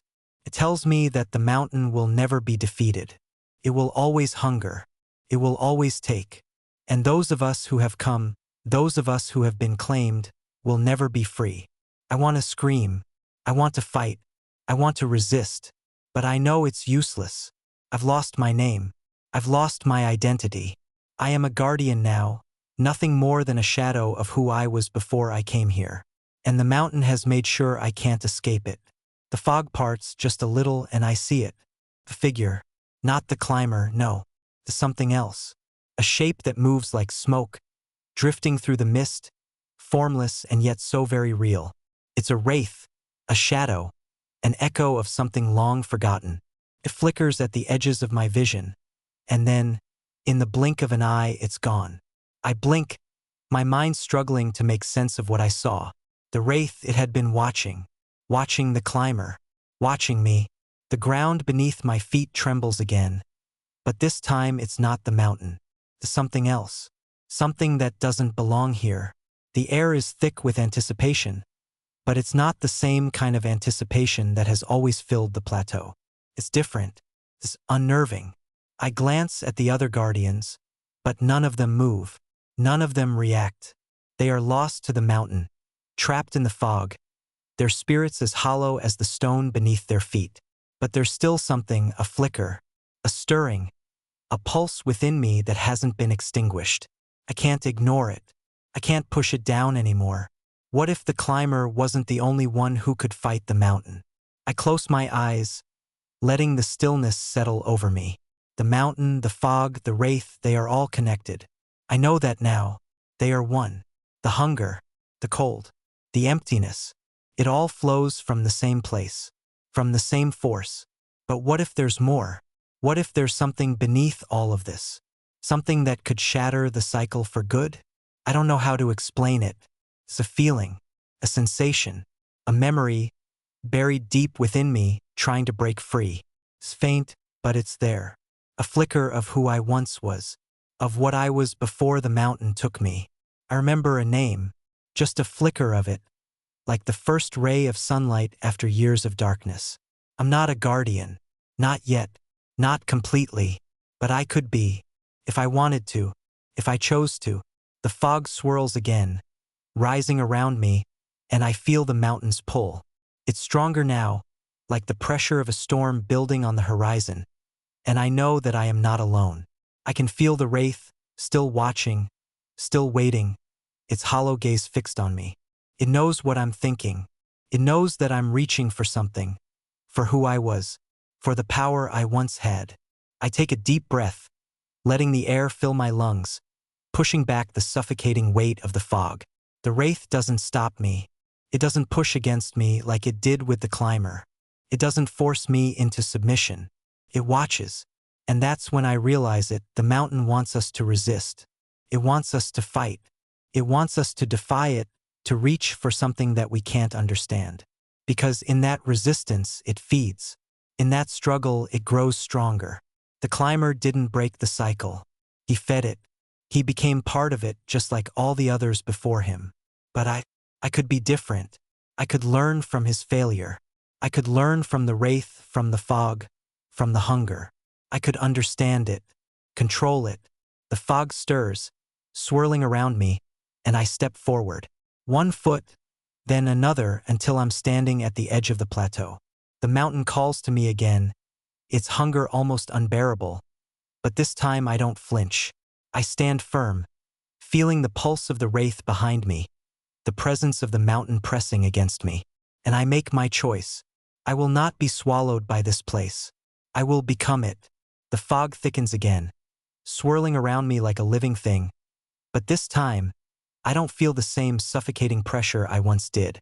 The hunger, the mountain's insatiable need, is still there, still pulsing beneath my skin, but I refuse to let it take me. Not this time. I choose this. The wraith's presence looms behind me, its eyes endless black pits in the mist. I can feel its gaze, cold and ancient, watching my every move. I can feel it pushing against me, testing me, searching for weakness. But I won't give it that. I won't give anything to the mountain, not unless it's on my terms. I step forward, moving slowly, deliberately, my feet pressing into the stone beneath me. Each step feels like I'm walking into the heart of the mountain itself, like I'm drawing closer to something I don't yet understand but know I must face. The fog coils tighter around me, like a noose, but I fight against it. I resist. The mountain wants me to break. It wants me to give in, to succumb to its hunger. It wants to devour me, to erase everything I am, to turn me into a nameless guardian, a shadow in the mist. But I won't let it. The wraith shifts again, drawing closer. I can feel it now, its hunger. It's not just the mountain that feeds. It's this thing, this shadow that lingers in the fog, in the very stone. It's older than the mountain. It is the mountain. I can feel its pull in my chest, a gnawing emptiness that threatens to swallow me whole. But I fight. I hold on to the fragments of who I once was, the name I remember, the choice I've made. I know what I have to do now. The fog is thick with darkness, but I push forward, my hands trembling with the weight of what I'm about to attempt. The stone beneath me shudders with an ancient, familiar hum, and I realize, for the first time, that it's alive. The mountain is alive. Its hunger is its heartbeat, its lifeblood, and I've been part of that rhythm for so long, a heartbeat lost among countless others. But no more. I raise my hand, my fingers trembling as I reach into the fog, and then I do it. I connect, not with the mountain but with something beyond it, something older, deeper. The pulse of the wraith, the pulse of the mountain itself. It fills me, wraps around me, digging into my very soul. The hunger, I feel it. I understand it. It is not an insatiable need, as I once thought. It is a void, a chasm that devours everything it touches. But it is a lonely thing. It is a thing that has been starved for so long, for millennia, a thing that cannot create, can only consume. The mountain is its tool, its vessel, and it has been waiting for someone to give it purpose again. I feel its tendrils wrap around my consciousness, pulling at me, trying to make me forget who I am, trying to pull me into the void. But I resist. I can feel my name now, the name that was stolen from me when I first stepped onto this cursed peak. It's not gone. It's not erased. It's just buried, hidden beneath the fog. The wraith, sensing my defiance, lashes out. It grows stronger, its presence more suffocating, more violent. The fog around me thickens, twisting, becoming sharper, colder, and I can feel my mind slipping, just a little like a thread fraying at the edges. I take a deep breath. Cannot let go. Not now. I reach into the heart of the fog, into the heart of the mountain, into the thing that drives it. I reach for the wraith, not to fight it, not to destroy it, but to understand it, to show it what it's missing, to show it the one thing it has never had: balance. The mountain's hunger is not a force that can be defeated, but it can be tempered, can be controlled. The fog recoils for a moment, as though it's surprised, unsure of what I'm doing. The wraith grows still, its presence faltering for just the briefest of moments. I feel its confusion, its fear, and then, with a final surge, I give. I surrender, not to the mountain's hunger, but to the wraith's desire. I allow it to fill me, but I do not let it erase me. I do not let it consume me. I am not its vessel. I am not its servant. I am its equal. I feel it then, the mountain shuddering. The stone beneath my feet trembles, as though the very ground is shaking with the realization that it is no longer in control. The wraith, the force that has driven the hunger for so long, is being contained, being bound within me. This power is still there, but it is no longer an insatiable force. It is no longer a void. I have become the balance. The fog begins to dissipate, slowly, unwillingly. The mountain's presence fades, not gone, but controlled. The wraith itself is fading too. Its form is no longer an all-encompassing shadow. It is smaller now, more tangible, more human. I can see its shape, a figure standing in the mist like a forgotten memory, like an echo of something that was never meant to be. I stand at the edge of the plateau, my breath heavy, my body trembling, but the air around me is no longer thick with hunger. The mountain still calls, still whispers, but it is not the insistent, all-consuming pull it once was. It is quieter now, gentler, more patient. I look down at my hand. The stone the climber had once held lies at my feet, dull and lifeless. It is no longer a weapon, no longer a tool for defiance. It is just a piece of the mountain now, just like everything else. And then I understand. The cycle will never end. Not truly. The mountain will always hunger. The wraith will always wait. It is the nature of this place. But there is a way to live with it. There is a way to control it. I step forward again, my feet pressing into the stone, my body steady. The mountain may never be defeated, but it can be understood. The fog continues to retreat, piece by piece, as if it is accepting its fate. The wraith, what remains of it, flickers in the mist, its eyes now less dark, less hungry. It is no longer a predator. It is a thing that waits, a thing that watches. It has no power over me anymore. I turn back, looking at the guardians, those who are lost, those who have forgotten. They stand frozen, their eyes vacant, their forms indistinguishable from the stone. But I see them. I see us, the lost, the broken, the forgotten. We have all been part of this mountain, part of this cycle. We are not its victims. We are its survivors. And now we are its keepers. I don't know if we will ever leave this place. I don't know if we can. But for the first time since I arrived, I understand. I understand the mountain. I understand the hunger. I understand the wraith. And I choose to live with it. I choose to become it. The fog recedes, not quickly, but in slow, reluctant waves, as though it's testing the waters of this new world I've forged. The air is lighter now. The oppressive weight of the mountain's hunger no longer a constant pressure in my chest. The stone beneath my feet is still cold, ancient, but it no longer hums with the same restless energy. The mountain is not gone, no, it never will be. But something has shifted. The balance is real. I can feel it in the air. I can feel it in the ground beneath me. I glance back at the plateau. The guardians are still standing, motionless, as they always have been. But now I see them. I see their faces, their features, flickering through the fog like ghosts, like fragments of a forgotten past. They are the echoes of the climbers who came before me, those who were claimed by the mountain, who had lost their names to its hunger. But they are still here, still present, still waiting. For what? I can feel the stirrings of something in the air, an awareness, a shift. The mountain itself seems to watch, its gaze heavier than it's ever been. The wraith, the force that once governed the hunger of this place, now lingers at the edges of my senses, more like a shadow than a predator. It is contained, but not destroyed. This presence is no longer suffocating, but I know it is not gone. Cannot be, not entirely. I take a step toward the guardians. The first one I reach is a man, tall and lean, his face hollowed with years of neglect. His eyes are dull, lifeless, as though he has forgotten everything that once defined him. His clothes are ragged, his body thin and fragile, but there is something about him that feels familiar. I stop in front of him, studying his face.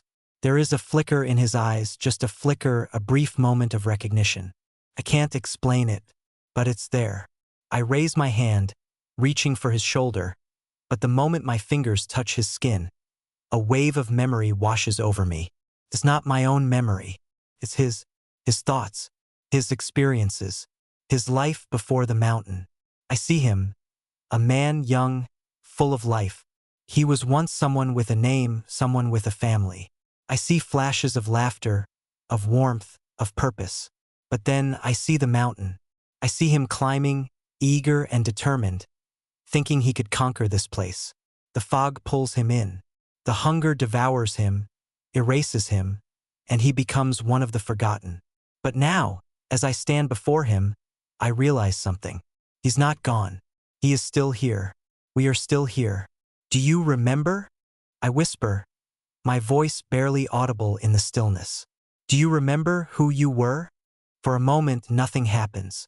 He stands there, still like a statue. Then, slowly, he tilts his head, his gaze shifting to mine, as though he's seeing me for the first time. His lips tremble, and for a fleeting moment, there is something in his eyes. recognition, understanding. Who are you? He asks, his voice hollow but clear. There's a flicker of life in it, a hint of the man he once was. The man I was. I was you? I say softly, not entirely sure if it's true, but I feel it in my bones, in the very marrow of my being. I was him. I am him. We are all the same, all tied to the mountain, all prisoners of its hunger. But I have found a way out. And maybe, just maybe, he can too. For the first time, I see a spark of hope in his eyes. The small, barely perceptible, but it's there. It's a thread, connection, and that's all I need. I remember, he says, his voice thick with emotion. I remember who I was. The mountain trembles beneath us. The air shifts cold and heavy, as if the very earth is reacting to this change, this shift in the balance. The wraith stirs in the fog, but it doesn't attack. It doesn't lash out. It waits. The other guardians are beginning to stir now, too. One by one, they blink, their eyes flickering open, their bodies trembling as though they're waking from a long, deep sleep. They don't speak. They don't move. But I can feel it. The mountain's hold on them is weakening. The fog has begun to recede in earnest, but it is not disappearing. It is thinning, slowly, almost imperceptibly. The mountain is not releasing its grip, not completely, but it is no longer dominating this place. There is space now, space for something new. I turn back to the plateau, my eyes scanning the faces of the guardians, watching them wake from their long slumber. There are no words, no grand speeches. There is only this shared understanding, this collective awakening. We are not victims of the mountain. We are its survivors. The wraith is watching us, waiting, but it is not attacking. It is not angry. It is curious. The hunger has not gone, but its grip is loosening. It no longer feels insatiable. It is a thing contained, a thing with purpose, but not one that can easily consume us anymore. I take another step forward, toward the summit, toward the heart of the mountain. The fog parts before me, almost reverently, as though it recognizes what I've become. I am not the climber who came here seeking answers. I am not the guardian who lost their name. I am something else, something between both, something more. The stone underfoot shudders again, but it is not with the same tremor of hunger that once rattled the plateau. It is a hum, a vibration of something ancient stirring, not with rage, but with a quiet resignation. The mountain is not going to give up its grip, but it has shifted. It is still alive, but it is no longer the same. It is weakened, and I understand now, in a way that I never did before, that this is not a place that can be defeated. The mountain, the fog, the wraith, these things are not evil. They are not malevolent. They are forces of nature. And in nature, there is no true victory, no true defeat. There is only the balance between growth and decay. The guardians, myself included, are the bridge between those forces. We are the ones who keep the balance, who maintain the equilibrium. We are the keepers, the stewards of this place, and in return, the mountain will not devour us. Not if we learn to live with it. Not if we embrace the hunger, not as something to fear, but as something that is part of us. The wraith steps closer, its form solidifying in the fog. It is no longer a shadow. It is no longer a thing of pure darkness. It is a being, a presence, silent but no longer threatening. It stands before me, its hollow eyes meeting mine, and I feel no fear, only understanding. You have changed this place, it says, its voice like a whisper on the wind. It's not speaking to me, not exactly.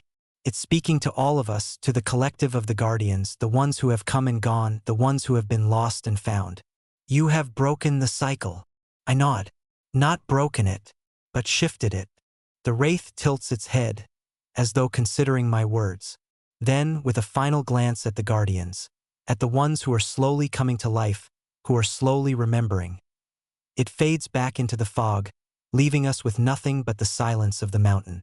I stand there for a long moment, staring at the summit, watching the fog thin, feeling the weight of the mountain's gaze on me. I am not free. None of us are. The hunger will always be there, just as the wraith will always linger in the depths. But now we are no longer bound to it. We are its keepers, its stewards, the bridge between its hunger and its stillness. The cycle is not over, but it is different, and that is enough. The mountain seems quieter now, though its presence is still undeniable. The fog no longer smothers the plateau. Instead, it drifts lazily, like a dissipating dream, swirling in gentle eddies. The wraith is no longer a constant threat. It lingers in the mist, but it is distant, almost like a shadow retreating into the corners of the mind.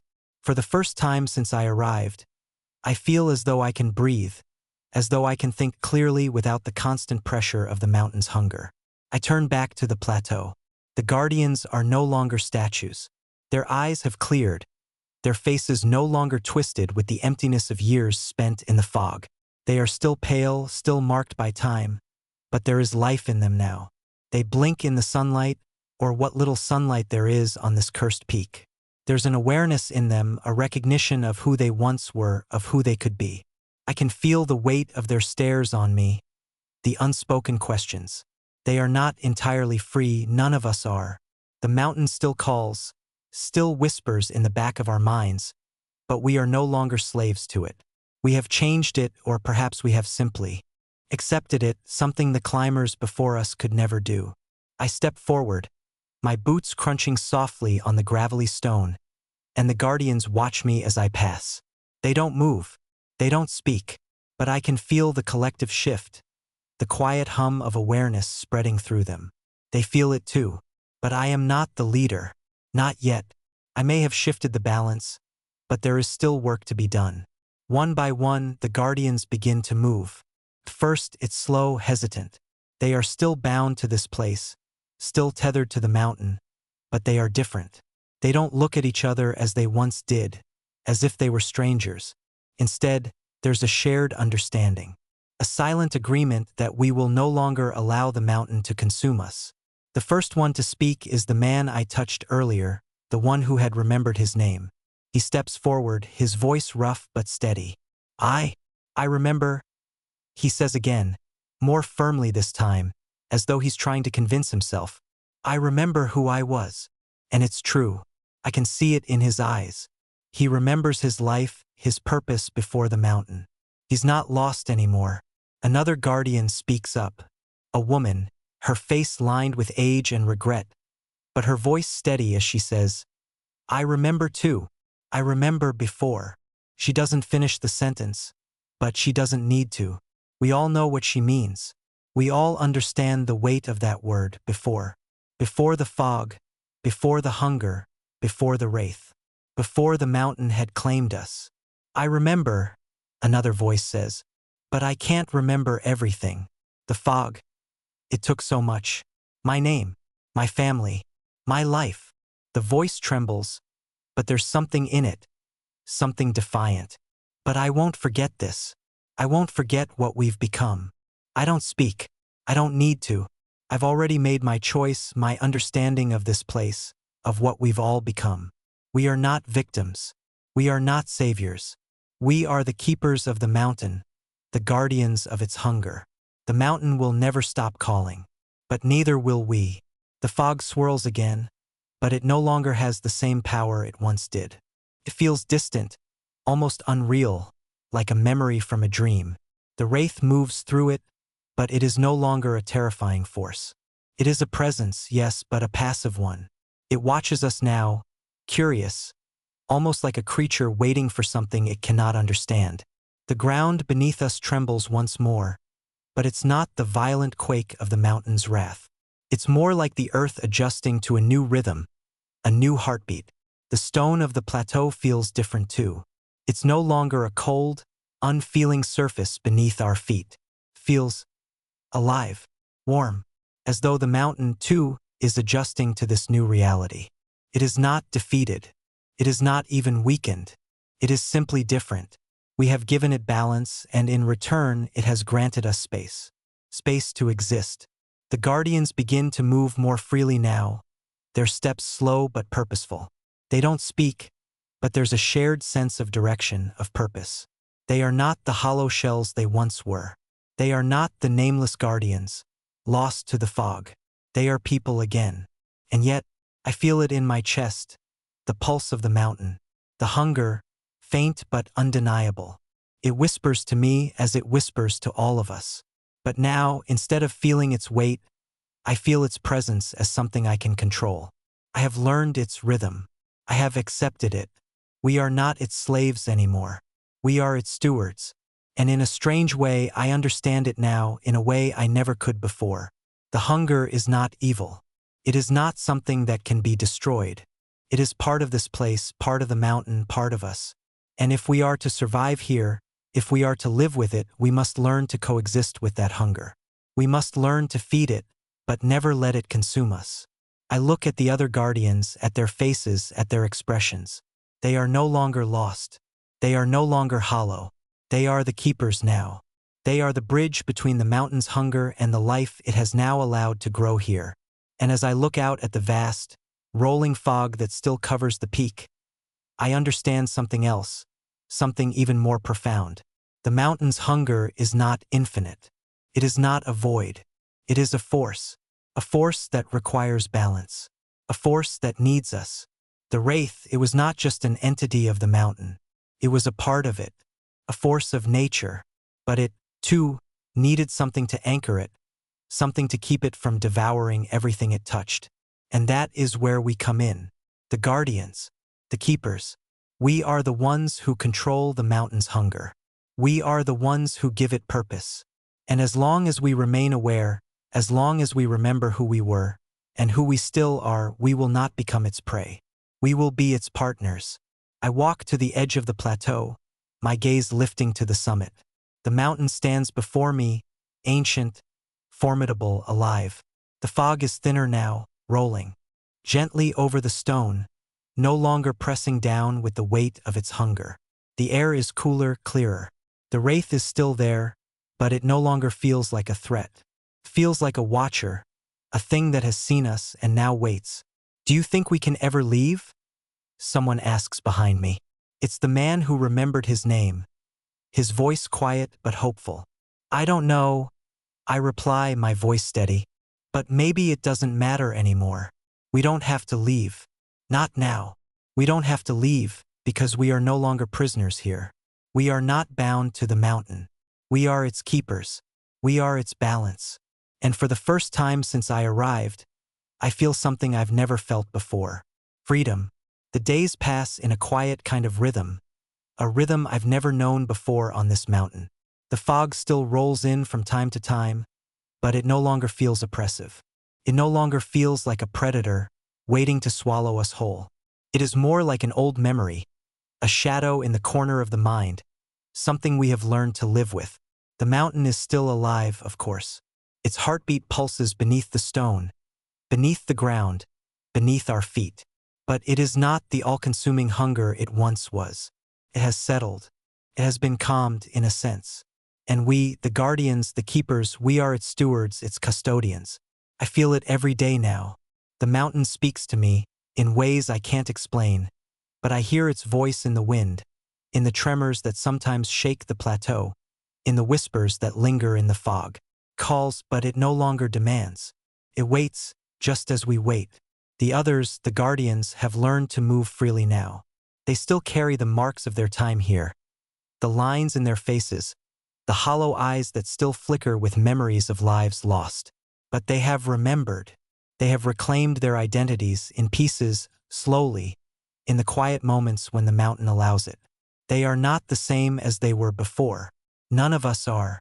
But we are no longer lost. We are not nameless, not forgotten. We are the keepers. I walk along the plateau, my boots crunching against the stone, my hands resting lightly on the jagged rocks. The air is crisp, cool, and I can feel the shift in the atmosphere. The mountain is aware, I think. It knows we have changed.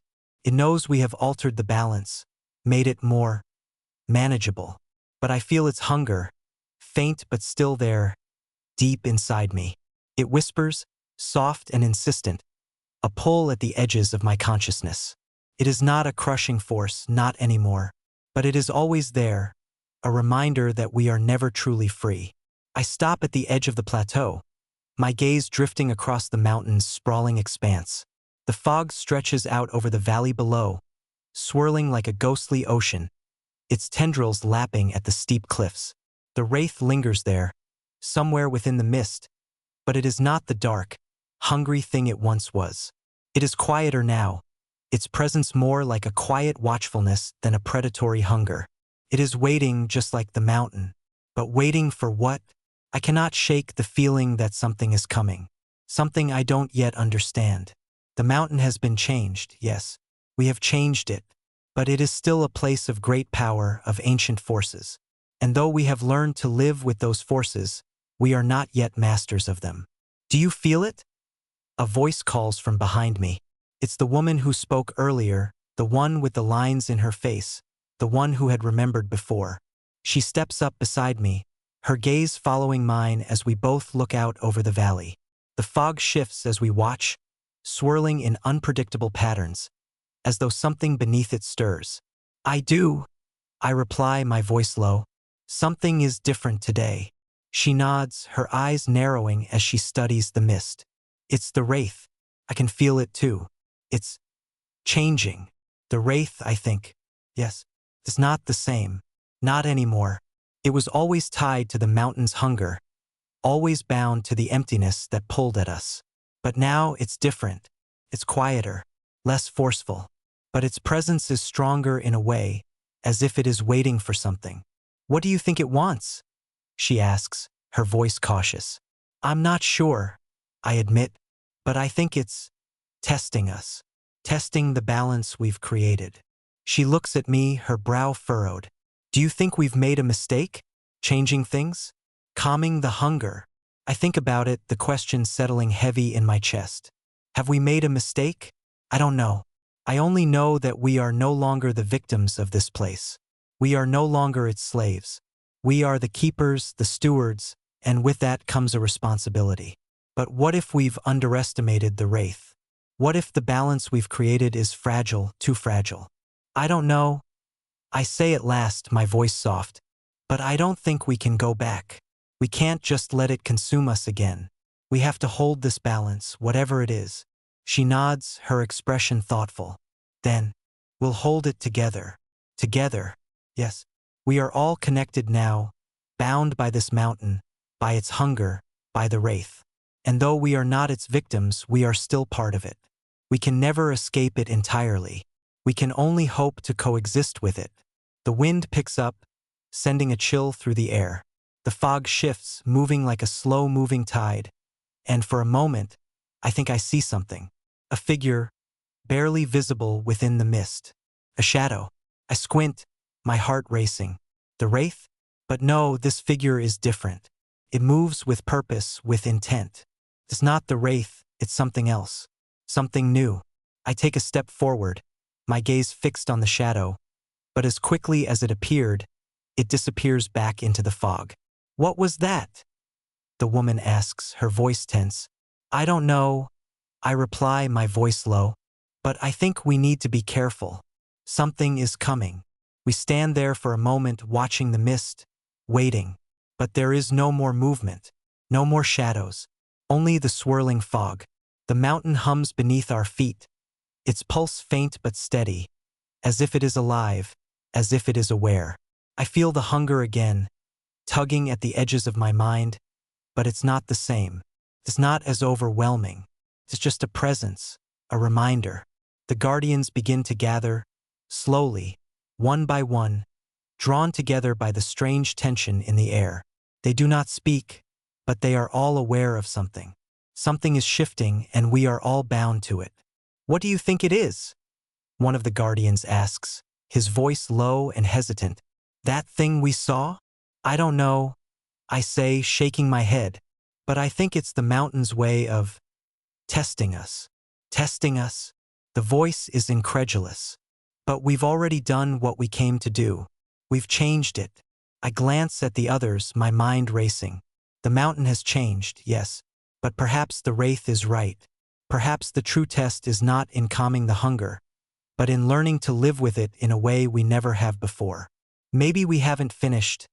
I say, my voice quiet. Maybe we still have more to learn. The guardians look at each other, uncertainty flickering in their eyes. But there is something else now, a determination. They are not the lost souls they once were. They are no longer shadows of who they once were. They are the keepers of this place, and they will learn, just as I will. The fog swirls again, and this time I feel it, a flicker of movement, not in the distance, but right in front of us. The air grows cold, and the wraith's presence seems to stretch across the plateau, filling the space between us, as though it is watching. Something is coming, something new, and I don't know what it is. The air grows colder as the fog thickens again, swirling with a purpose now, as if the mist itself knows something we do not. The mountain's pulse is steady beneath the stone, a deep thrum that vibrates in the pit of my stomach. But it feels different now, quieter, like something is watching us. Not just the wraith, but something else, something we've never encountered before. The guardians stand around me, a circle of silent figures, their faces hard with resolve, their bodies tense. They feel it too, the weight in the air, the tremor in the stone, the unsettling shift in the rhythm of the mountain. Did you see it? The woman beside me asks, her voice barely above a whisper. She's been watching the mist carefully, her eyes scanning the swirling fog for any sign of movement. Yes, I reply, my voice tight with unease. I saw something, but it's not the wraith. The mist stirs once more, as though something is moving within it, weaving through the fog like a thread pulled taut. My pulse quickens. I step forward, my eyes narrowing, trying to pierce the thick veil that surrounds us. But there's nothing, just the dense fog, rolling and shifting in ways it never has before. And then there's a sound. Not a noise exactly, but a presence. It's like the very air has changed, become thicker, heavier. The mountain trembles slightly beneath us again, the ground shaking with a faint rumble, as if something deep inside it is awakening. The wraith stirs, but it does not lash out. It watches just as we do. I glance at the others. Their expressions are filled with a mixture of fear and anticipation. They are not afraid of the wraith. They've learned to live with it. But this, whatever it is new. Something different. Something we do not understand. Stay alert, I say quietly, my voice cutting through the stillness. Whatever this is, it's not the same as before.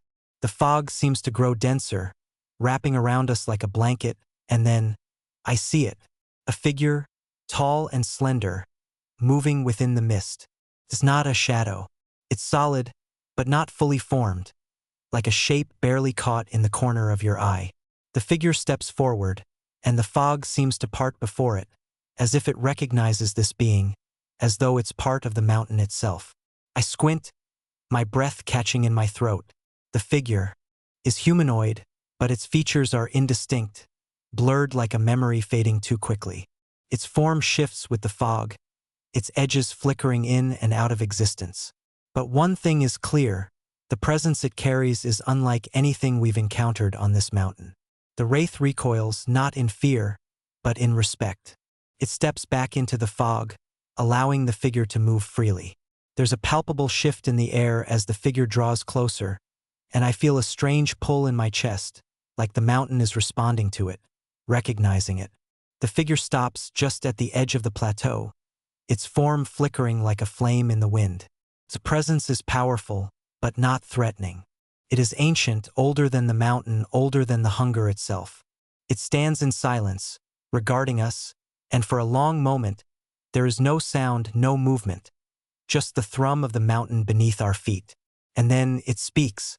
Its voice is like the mountain itself, deep, resonant, and ancient. You have changed this place. The words are not a question, but a statement. The figure's eyes, if they can be called eyes, glow faintly within the mist, pools of light in an otherwise featureless face. There is something almost familiar about them, as though I've seen those eyes before somewhere, but I can't place it. We have, I say, my voice steady, but my heart pounding in my chest. We've calmed the hunger. We've brought balance. The figure tilts its head slightly, considering my words. Balance, it repeats as though tasting the word. You think you have brought balance. There is something unsettling in its tone, something not quite accusing, but something that makes my skin crawl. I don't know what it is, but I can feel a deep, ancient power radiating from this figure. Something older than the wraith, older than the mountain itself. We did what we had to do, I reply, my voice firm. We're not here to let the mountain consume us again. The figure takes a slow step forward, its form flickering, but maintaining its shape. The fog parts as it moves, the air becoming heavier with its presence. The mountain does not consume, it transforms. The word hits me like a punch to the gut. I feel it deep in my bones, an echo of something long buried. The mountain does not consume, transforms. And then it hits me what this figure is, what it represents. It is not the wraith. It is not a shadow of hunger. It is something more ancient, more primordial. This is the true force behind the mountain, the one that has been here since the beginning of time. This is the transformative power of the mountain, the force that shapes everything in its path. The hunger, the fog, the wraith, they are all part of it, part of the process, part of the transformation. Who are you? I ask, my voice barely a whisper. What are you?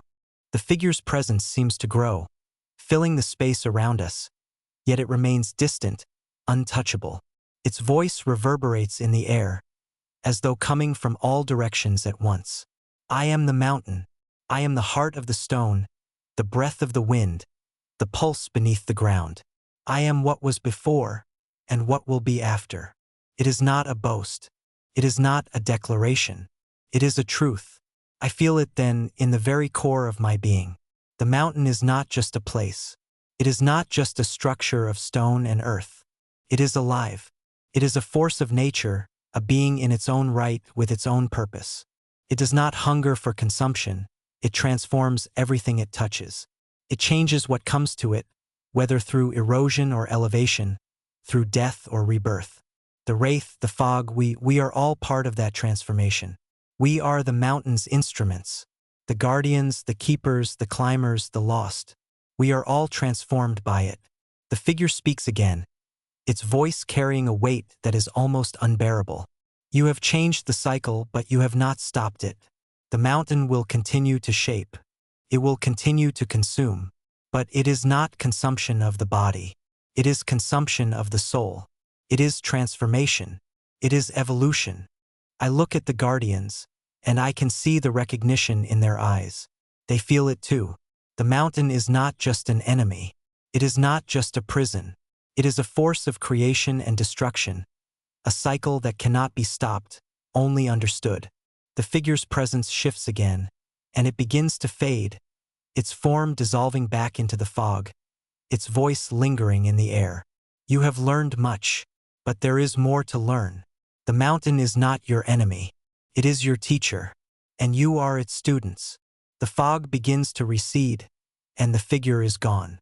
The wraith, too, retreats into the mist, leaving us alone on the plateau. But the weight of its words remains. The mountain does not consume, transforms. I feel the truth of it deep in my bones, and I understand, for the first time, that the hunger is not an enemy to defeat. It is a process, a force of nature that shapes everything it touches. And we, the guardians, the keepers, are part of that process. We are not its victims. We are its vessels, its students, its instruments.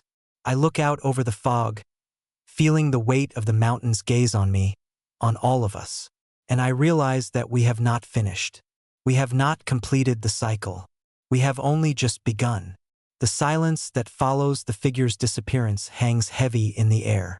The fog, which once swirled around us with relentless energy, now moves like a slow, almost thoughtful tide, retreating and gathering in the valleys below. The plateau, still and quiet, feels different somehow, as if the mountain itself has changed, shifted in some subtle way that I can't yet comprehend. I glance at the guardians. They stand in a loose circle, their eyes wide, their faces drawn, each of them processing what just occurred. Their gazes shift toward me, drawn to the same weight in the air, the same realization settling over us. The mountain has spoken to us, and we now understand that we are no longer merely the ones who keep its hunger at bay. We are part of it, part of the cycle, part of the transformation. The hunger is not a curse to be eradicated. It is a force, a necessary force, one that shapes all things, life, death, and everything in between. We weren't wrong, I say, my voice breaking the stillness. It sounds strange in the quiet. We didn't break the cycle. We only changed it. We shifted it. The woman, the one who spoke to me earlier, nods slowly. Her face still pale but her eyes sharper now, like she's finally come to terms with something long buried. The mountain doesn't want to destroy. It wants to reshape. We thought we were its victims. We thought it was just a force of hunger, but it's more than that. It's a force of creation, too. Yes, I murmur. We are part of that creation. We're not just its keepers. We're its vessels. The other guardians begin to stir, and though no one speaks, there is a shift between us. A silent understanding, an unspoken bond formed in the wake of the figure's words. We are not alone. The mountain, though distant and powerful, is not our enemy. It is a part of us as we are a part of it. But even as I accept this, a new uncertainty begins to creep in. If we are truly part of the cycle, part of the transformation, then what is the ultimate goal? What is the final shape the mountain seeks to create? What does it mean for us, for the guardians, to be vessels in a process we don't yet fully understand? The wraith, too, lingers at the edge of my mind, though it is quieter now. Still watches, still waits, but it does not push forward. It is as if it is content to let us process, to let us accept the truth of what we've become. It is no longer a force of hunger. It is a part of the transformation, a necessary step in the process. The air grows colder, and I pull my cloak tighter around my shoulders, suddenly aware of the chill seeping into my bones. The fog continues to thin, revealing more of the mountain's jagged landscape. The plateau stretches out before us, and the wind whispers through the stones, carrying with it a strange sensation, like the mountain is breathing, exhaling a slow, heavy sigh. We need to decide. I say finally, my voice low. What do we do now? The mountain has shown us its true face, but it hasn't told us everything. It hasn't told us what it wants from us. The guardians remain silent, and I feel the weight of their stares, the unspoken questions hanging between us. They are waiting for me to answer, to give direction. But I am as uncertain as they are. The mountain's hunger is still there, still a presence we cannot ignore. The wraith is still out there, still watching. But it is no longer an enemy. It is a guide, a teacher in its own way. I think we need to understand more, the woman says after a long pause. We need to learn how to coexist with the mountain. Not just as its guardians, but as its partners. I look at her, and for the first time I see something in her eyes, something that wasn't there before. It's not fear. It's not uncertainty. It's a kind of acceptance, a recognition that we are part of something much larger than ourselves. She's right. We need to understand more.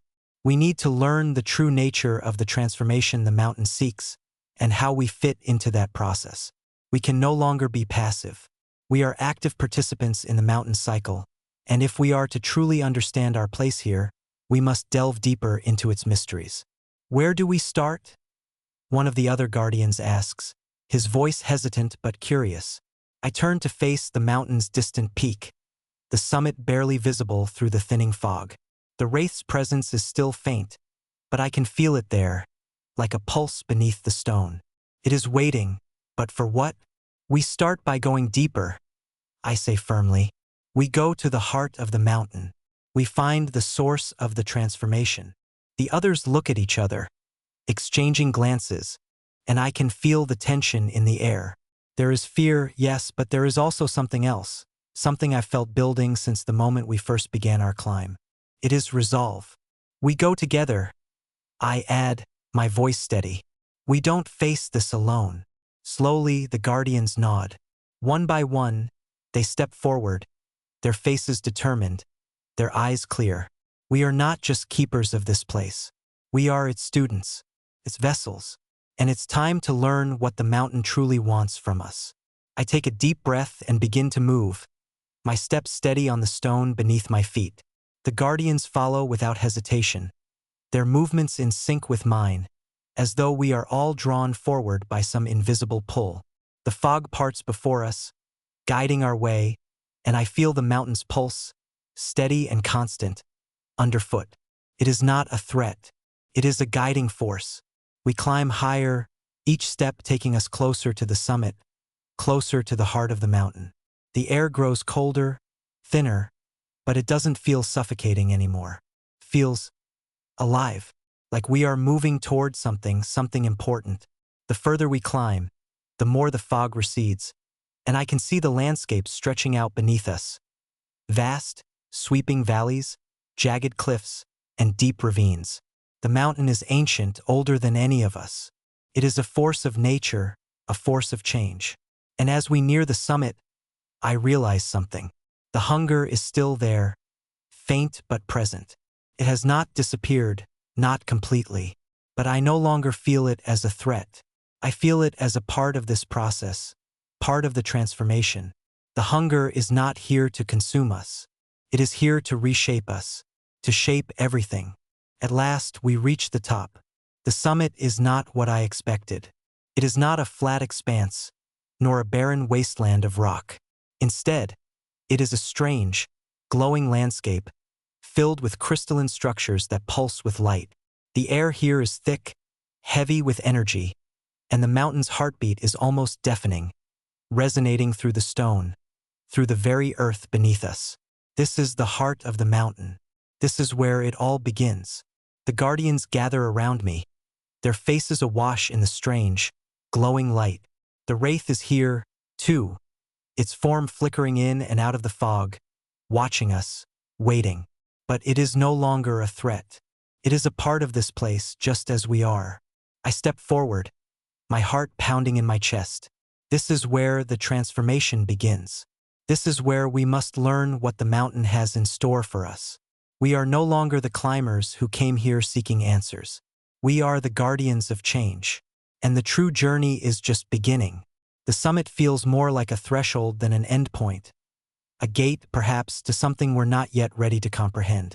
The light that pulses from the crystalline structures feels almost alive, an energy that hums deep within the stone. The air itself vibrates, a deep, resonant frequency that I can feel in my bones. The mountain is speaking to us, but it is not speaking in words. It is speaking in sensations, in energy, in the very presence of its ancient, beating heart. We stand in the strange, glowing space, the guardians flanking me, their faces half-lit in the eerie glow. The wraith flickers at the edges of the plateau, its form shifting and warping like smoke in the wind. It is waiting, but not in the way it once did. There is no hunger in its gaze, no predatory desire to consume. Instead, there is something deeper, more profound, awareness. Do you feel it? One of the guardians asks, his voice hushed, reverent. Yes, I reply, my throat tight. I think it's showing us something. The crystal structures before us pulse with greater intensity, and I feel my pulse quicken, my heartbeat syncing with the rhythm of the mountain. The fog that swirled around the summit is gone now, replaced by this strange, living energy that seems to fill the very air. It is not a cold, suffocating force. It is warmth, light, an ever-present hum. The wraith drifts closer, its form clearer now.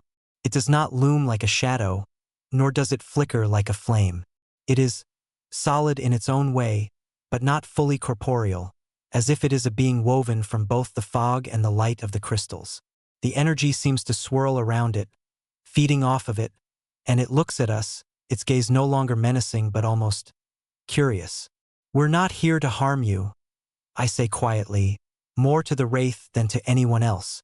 The words feel strange on my tongue, but as I speak them, I realize it is the truth. It is not an enemy anymore. It is a part of this place, a necessary part. The wraith's form flickers in acknowledgement, its body rippling like liquid in the wind. It does not respond, but it does not need to. We understand each other now in a way we didn't before. We are not enemies, not guardians and wraith. We are all vessels in this grand process, this cycle of transformation. Is this what it wants? The woman beside me asks, her voice barely a whisper. For us to understand? To accept it? I look at the glowing crystals again, the strange, shifting light that seems to pulse with life. There is a truth here, something deeper than what we've seen before, something beyond our comprehension.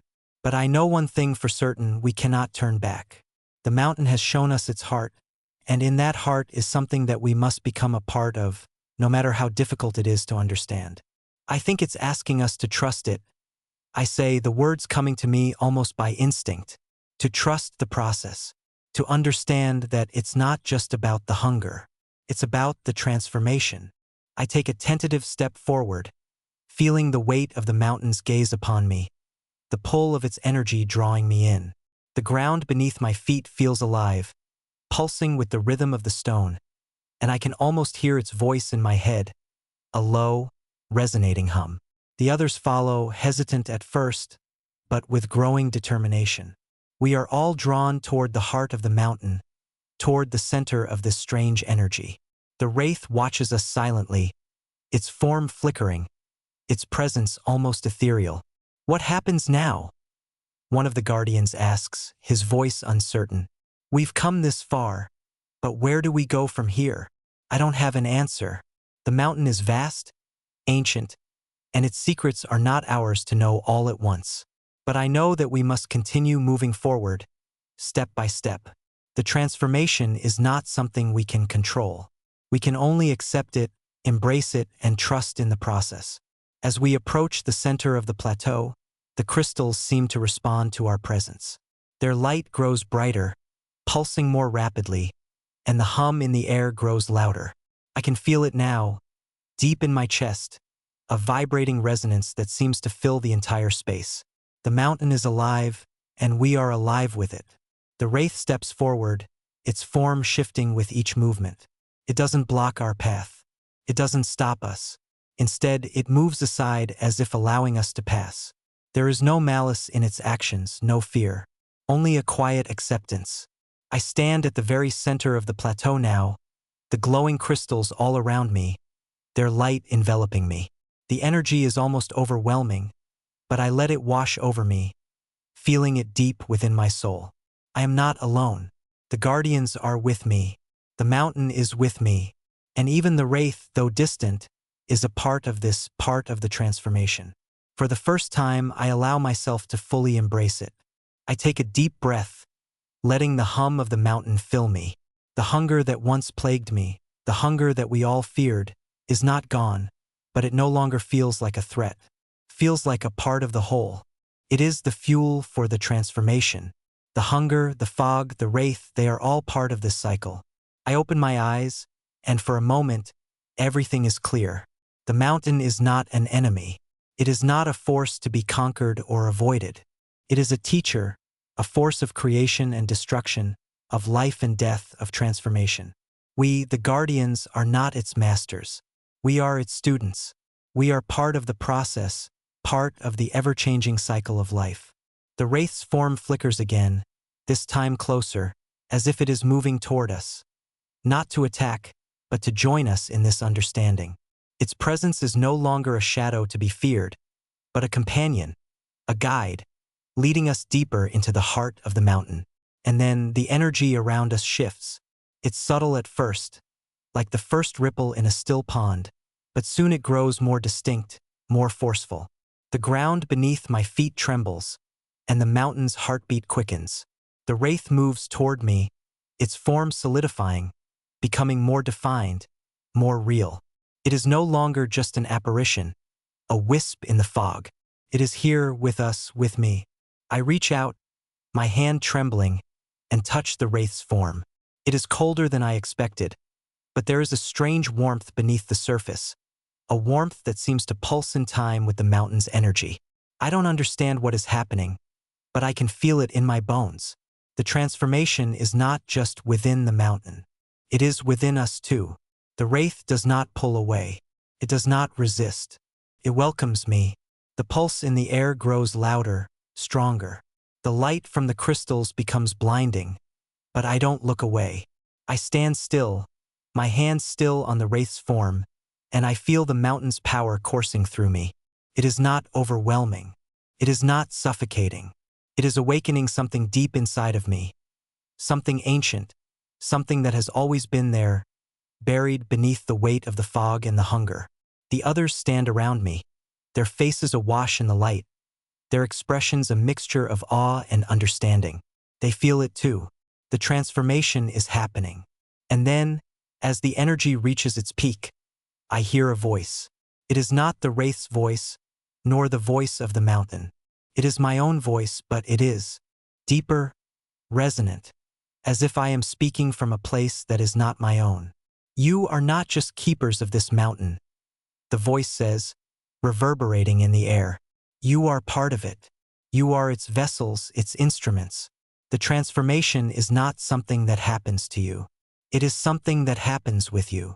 The voice fades, and the light slowly recedes, leaving us standing in the stillness of the summit. The mountain's heartbeat slows, and the fog begins to drift back in, but it is different now. It is not oppressive. It is not threatening. We are not the same as we were when we arrived here. We are no longer the lost, the nameless. We are part of something greater, part of the mountain's eternal cycle of creation and transformation.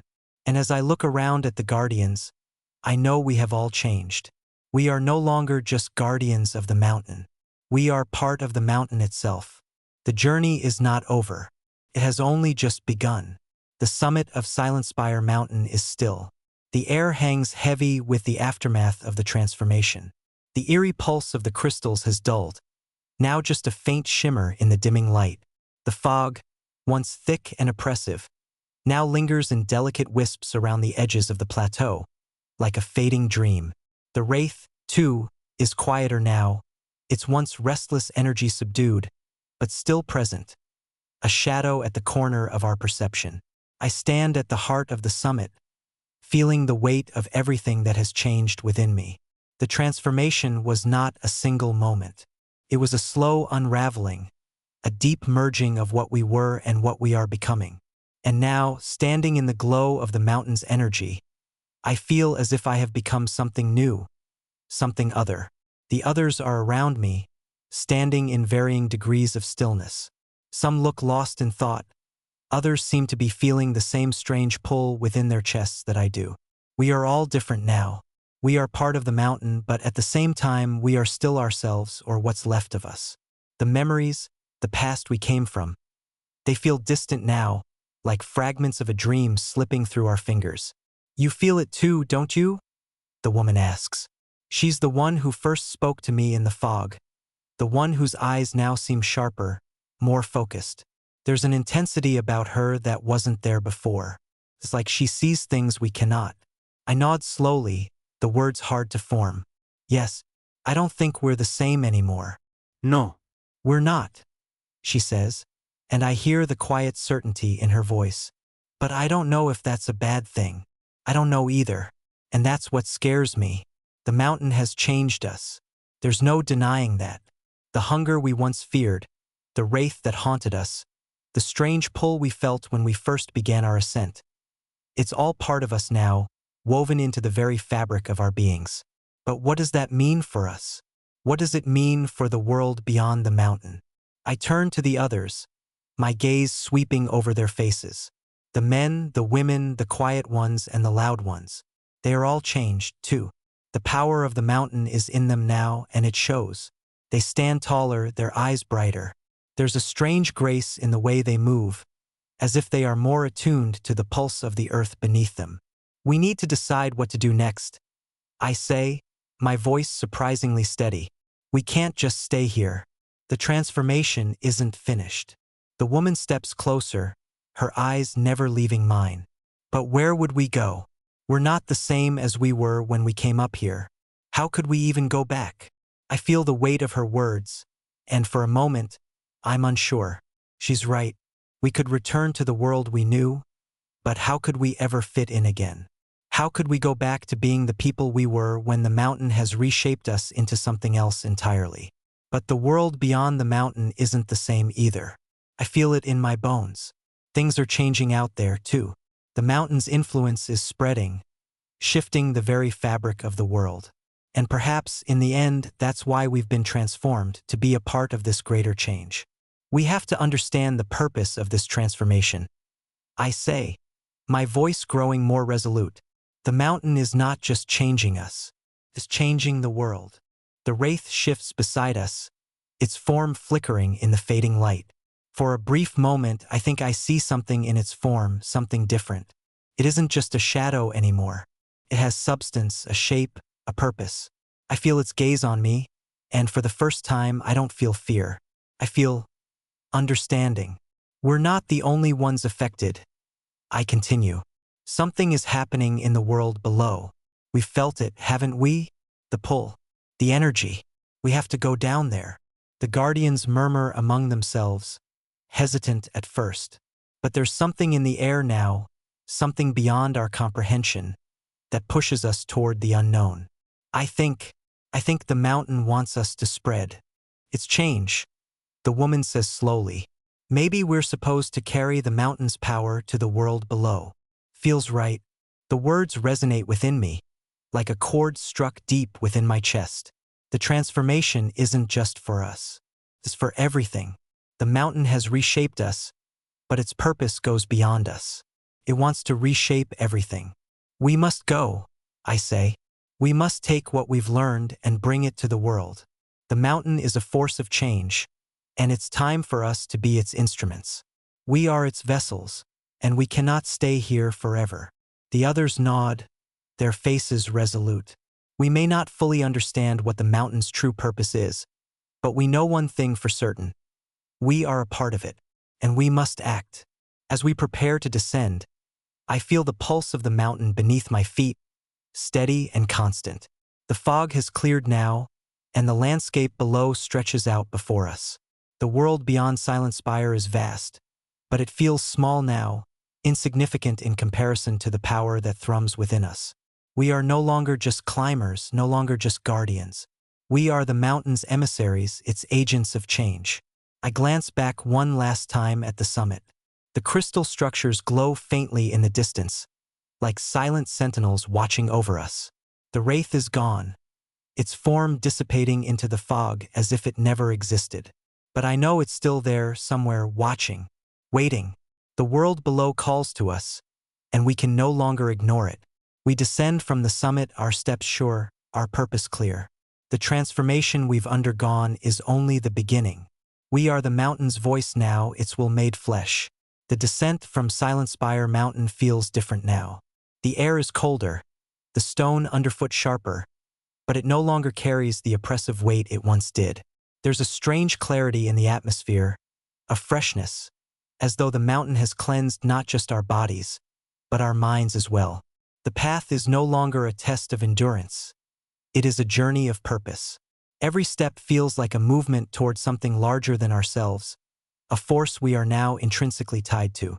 We move in silence, the sound of our footsteps the only noise in the otherwise still air.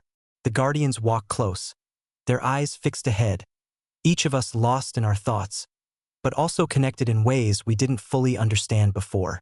We've shared this transformation together, and though we are still who we were, still individuals, the bond between us feels stronger, more permanent. The world below is vast, stretching out beneath the high cliffs of Silentspire. From here, the valleys seem small, distant, as if the mountain itself is shielding us from what lies beyond. But the pull to go forward is undeniable, and I know we must press on. The mountain's power, its transformation, is not just for us. It is for the world. The world won't understand. One of the guardians speaks up, his voice low, carrying the weight of unspoken thoughts. They won't understand what we've become, or what the mountain has made of us. His words ring true, and I know it's something we'll all have to face. The world below has no idea what Silentspire holds, no idea of the transformation we've undergone, or the power we now carry. How could they? We barely understand it ourselves. But we have been changed irrevocably, and it is time for us to bring that change to the world. We don't need their understanding. I say, my voice firm, cutting through the quiet. We need their acceptance. We need them to see that the mountain's power isn't something to fear. It's something to embrace. I can feel the others nodding, the weight of their gazes on me. Some with apprehension, others with a kind of quiet resolve. We've always been guardians of the mountain, but now we must become something else. Ambassadors, perhaps, or even prophets of a new way. The mountain has reshaped us, and it has made us its instruments. Whether the world is ready or not, it will have to learn. The path grows steeper as we descend, winding through narrow ravines and dense forest. The air shifts, growing warmer, thicker with the scent of pine and earth. The further we go, the more I feel the mountain's presence slipping away. It is no longer beneath our feet, pulsing with energy, guiding us. Now it feels like a memory, something behind us, a foundation we have left behind, but one that still shapes us. I glance at the sky. The sun is beginning to set, casting long shadows across the land. There's a strange beauty in the fading light, a kind of melancholy that settles over the world below. I can't shake the feeling that we are leaving behind something important. The summit of Silentspire feels like a distant dream now, and yet, I know that everything we are carrying down with us, the mountain's power, its transformation, will leave a lasting mark. We'll need to be careful. The woman beside me says, her voice steady. There are people who seek power, people who will want to use what we've learned. The mountain's power isn't something that can be controlled. It will consume those who try. I nod in agreement, the weight of her words sinking in. We felt the hunger of the mountain, its pull, its insatiable thirst for transformation. But it isn't just a force of creation. It is also a force of destruction. Those who seek to control it, to harness it for their own gain, will be consumed by it. I feel that truth deep within me. The mountain is not to be tamed. We must make sure it is used for the right reasons. I say, my voice hard with resolve. We cannot let it fall into the wrong hands. We've been chosen for a reason. The others fall silent, their expressions serious. We all know the stakes. The mountain's power is not something to be trifled with. It can shape the world, yes, but it can also destroy it. The weight of that responsibility is heavy, and it is not one we can ignore. We continue on, the descent becoming steeper, the landscape more rugged. The night draws closer, and the temperature begins to drop, but the air feels different now. It is filled with a kind of electricity, a hum that matches the rhythm of our hearts. The mountain is still with us, but it is now in the pulse of our movements, in the way we walk, the way we think. We stop for the night near the base of the mountain, the last stretch of our descent lying ahead. The stars are sharp above us, clearer than I've ever seen them. The campfire crackles, the flames bright against the dark expanse of the world. The guardians sit around it, lost in their thoughts, but all of us aware that the journey ahead will not be easy. We can't go back to what we were, the woman says, breaking the silence again. Her eyes meet mine, and I see the same certainty there that I feel. The world won't accept us, not at first. They'll fear us, and that fear will turn to hatred if we don't show them the truth. She's right. The world below is vast, full of people who don't understand the power of Silentspire. The mountain has shaped us, but we are still unknown to the world, still something other. We will have to prove ourselves to them, and proving ourselves won't be easy. We'll show them, I say, my voice steady, but we need to stay true to what the mountain has made of us. We can't let fear drive us. We are the vessels of this transformation. We carry the mountain's power, its will, and we will take that power to the world, not to dominate but to teach, to guide. The others nod, and I see the resolve harden in their eyes. They understand. This isn't just about survival anymore. This is about something greater, something that transcends us as individuals. We are the stewards of the mountain's power, its ambassadors to the world below. Tomorrow, we begin the journey into the heart of the world. I continue. We'll find those who need to see this change. We'll bring them the truth of Silentspire, and we'll show them that the mountain's power can be a force for good. There's a quiet consensus around the fire. No one speaks, They don't need to. The path is set and we are ready. As the fire burns low, I lie back and look up at the stars. I feel the mountain in me, in the pulse of my blood, in the rhythm of my breath. It is not just the land beneath me anymore. It is part of me, part of who I've become. And I know that the journey ahead will not be easy. There will be obstacles, and there will be those who seek to take the mountain's power for themselves. But we will stand firm. We will carry its truth, its strength, and its transformation forward. The world is not ready for what we bring, but we will show it. We will change it, and we will never be the same. The dawn breaks slowly, as if the world itself is reluctant to wake. The sky is painted with muted shades of gray and pale gold, the light creeping across the horizon, casting long shadows over the land. The mountain looms behind us, its jagged peaks now a distant silhouette, retreating from our view as we move farther from it. We have descended past the forests and into the lowlands, the world opening up before us like an ancient book, its pages blank, waiting to be filled with what we bring. The air smells different here, warmer, but still carrying the crisp bite of the night's chill. The land is dotted with small villages, farmhouses, and distant settlements.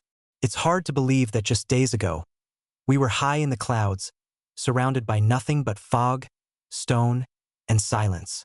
Now we are stepping into the heart of the world, into a world that will not understand us, a world that may never accept what we carry. I feel the weight of the mountain's power inside me, a constant hum beneath my skin, a pulse that matches the rhythm of my heartbeat. It is a part of me woven into my very being. And yet, I know that the world we are walking into will see us as something other, something strange. They will not see the mountain in us. They will see something to fear. The guardians are with me, each of us walking with purpose, but there is an undercurrent of unease in the air. We are not sure what we will find. We are not sure how we will be received, but we have no choice. The mountain has made us its vessels, and we must carry its message forward. The first village we come across is small, nestled against the base of a gentle hill. The houses are made of timber, with smoke rising from chimneys into the pale sky.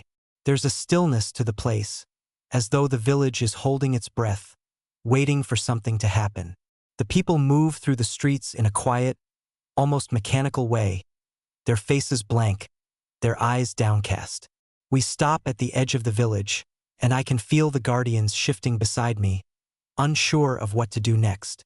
There are no soldiers, no guards, no obvious threats, but I know they are watching us.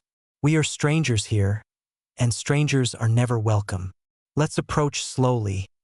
I say, my voice low, more to myself than to the others. We don't want to alarm them, but we also can't hide who we are.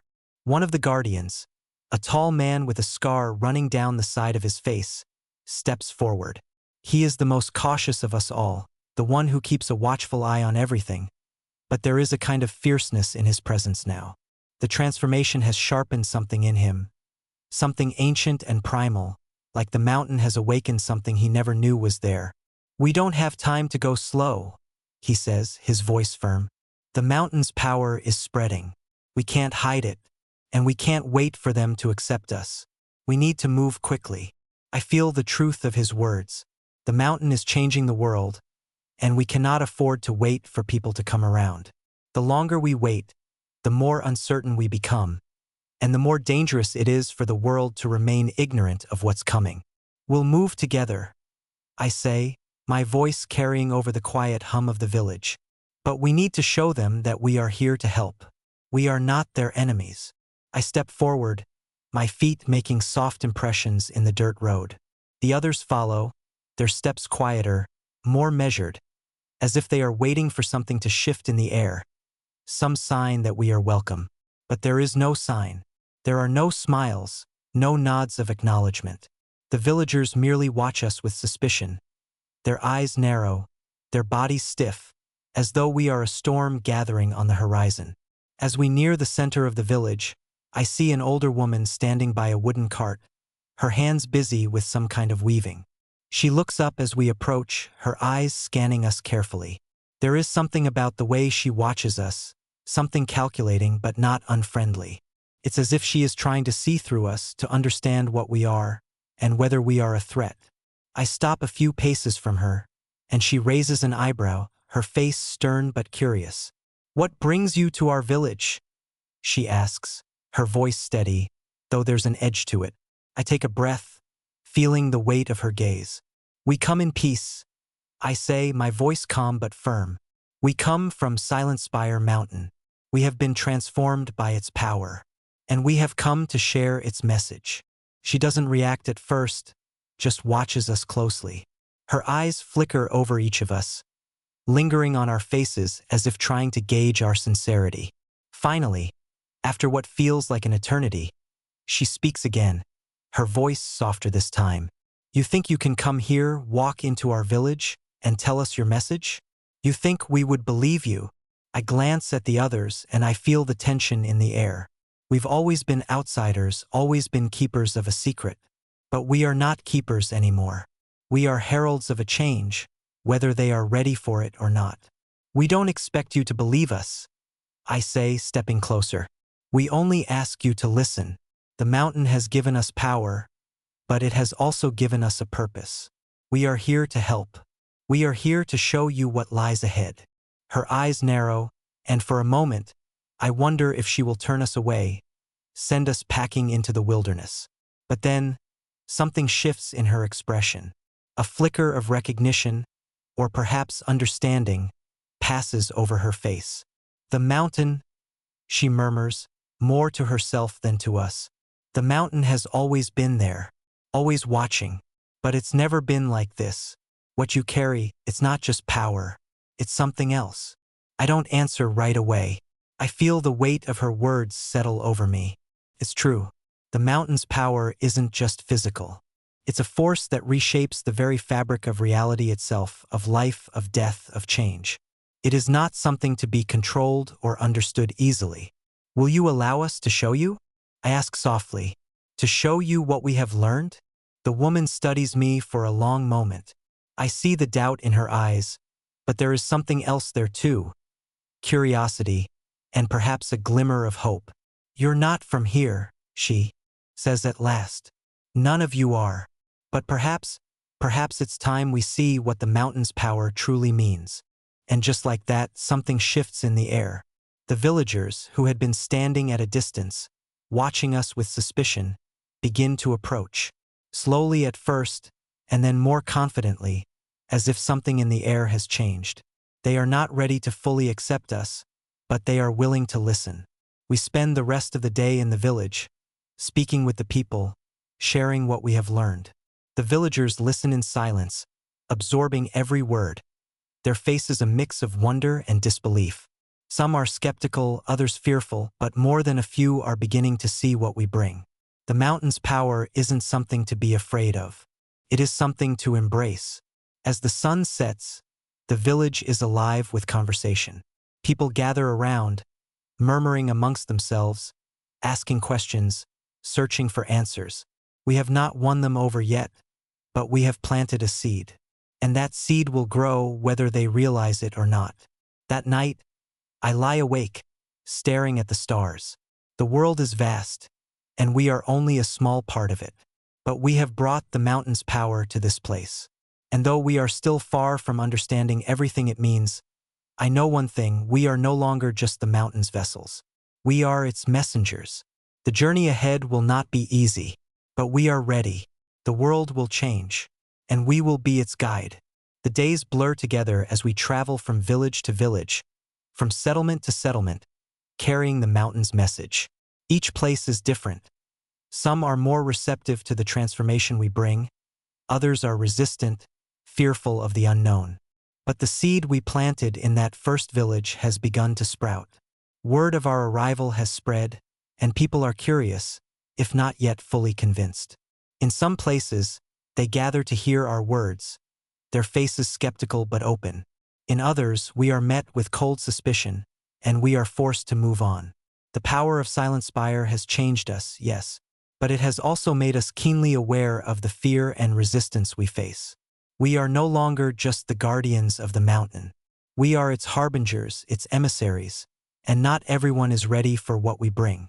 One evening, after we have spent the day in a town that seemed more open to our message than most, I sit alone by the campfire, the crackling flames casting long shadows. The others are scattered around the camp, lost in their thoughts, but I can feel the weight of the moment pressing down on me. We have brought the mountain's power to these people, but we have not yet shown them what it truly means. The transformation we carry within us is not just about the earth's pulse or the mountain's energy. It is about something deeper, something that cannot be explained in words.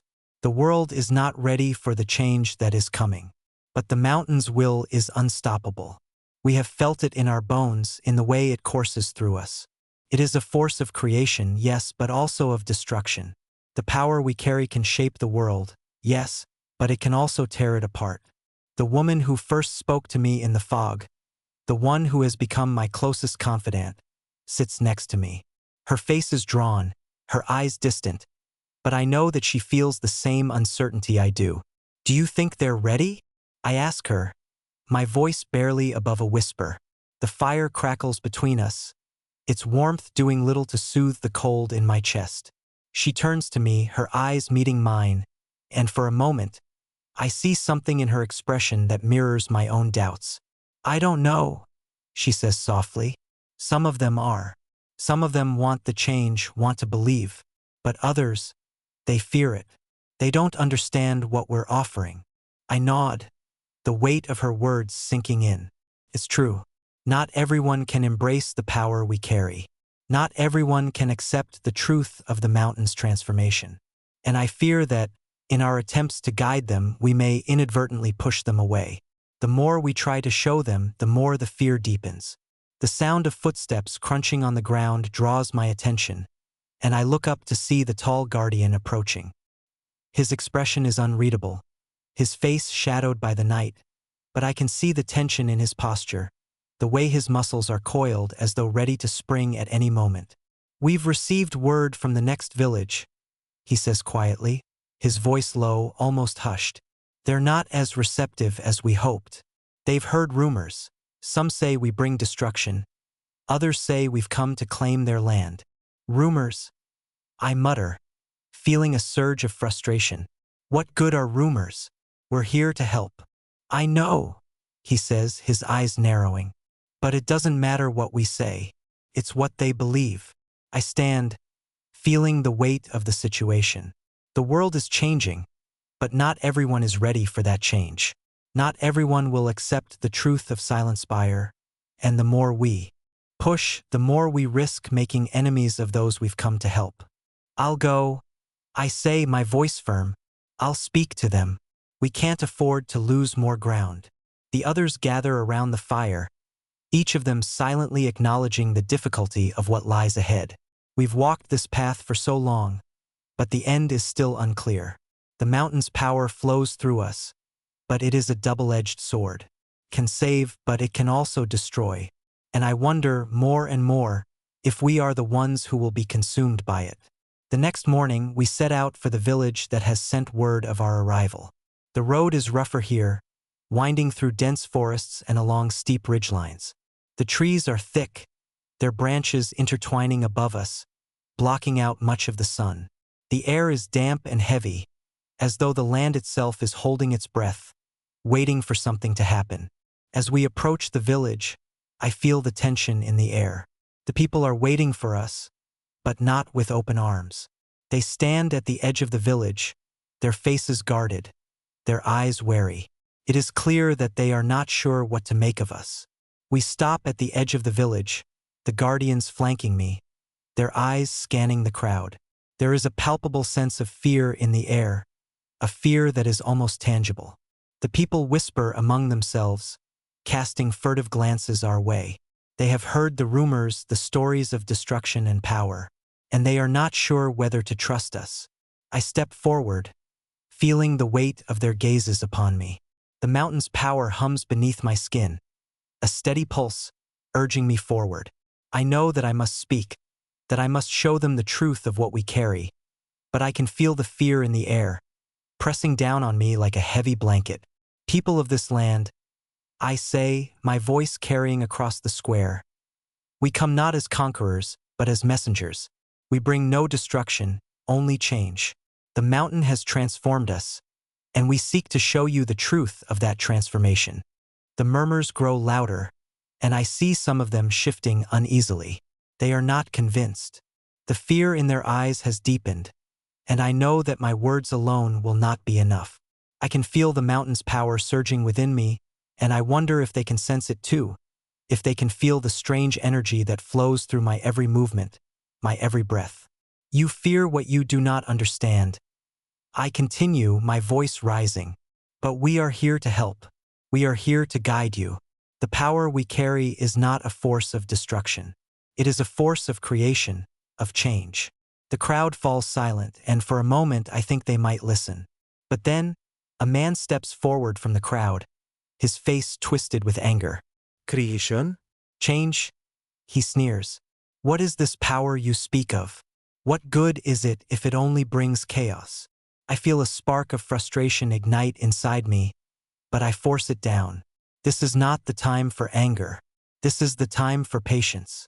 I understand your fear, I say, trying to keep my voice calm, my tone steady. But you are wrong.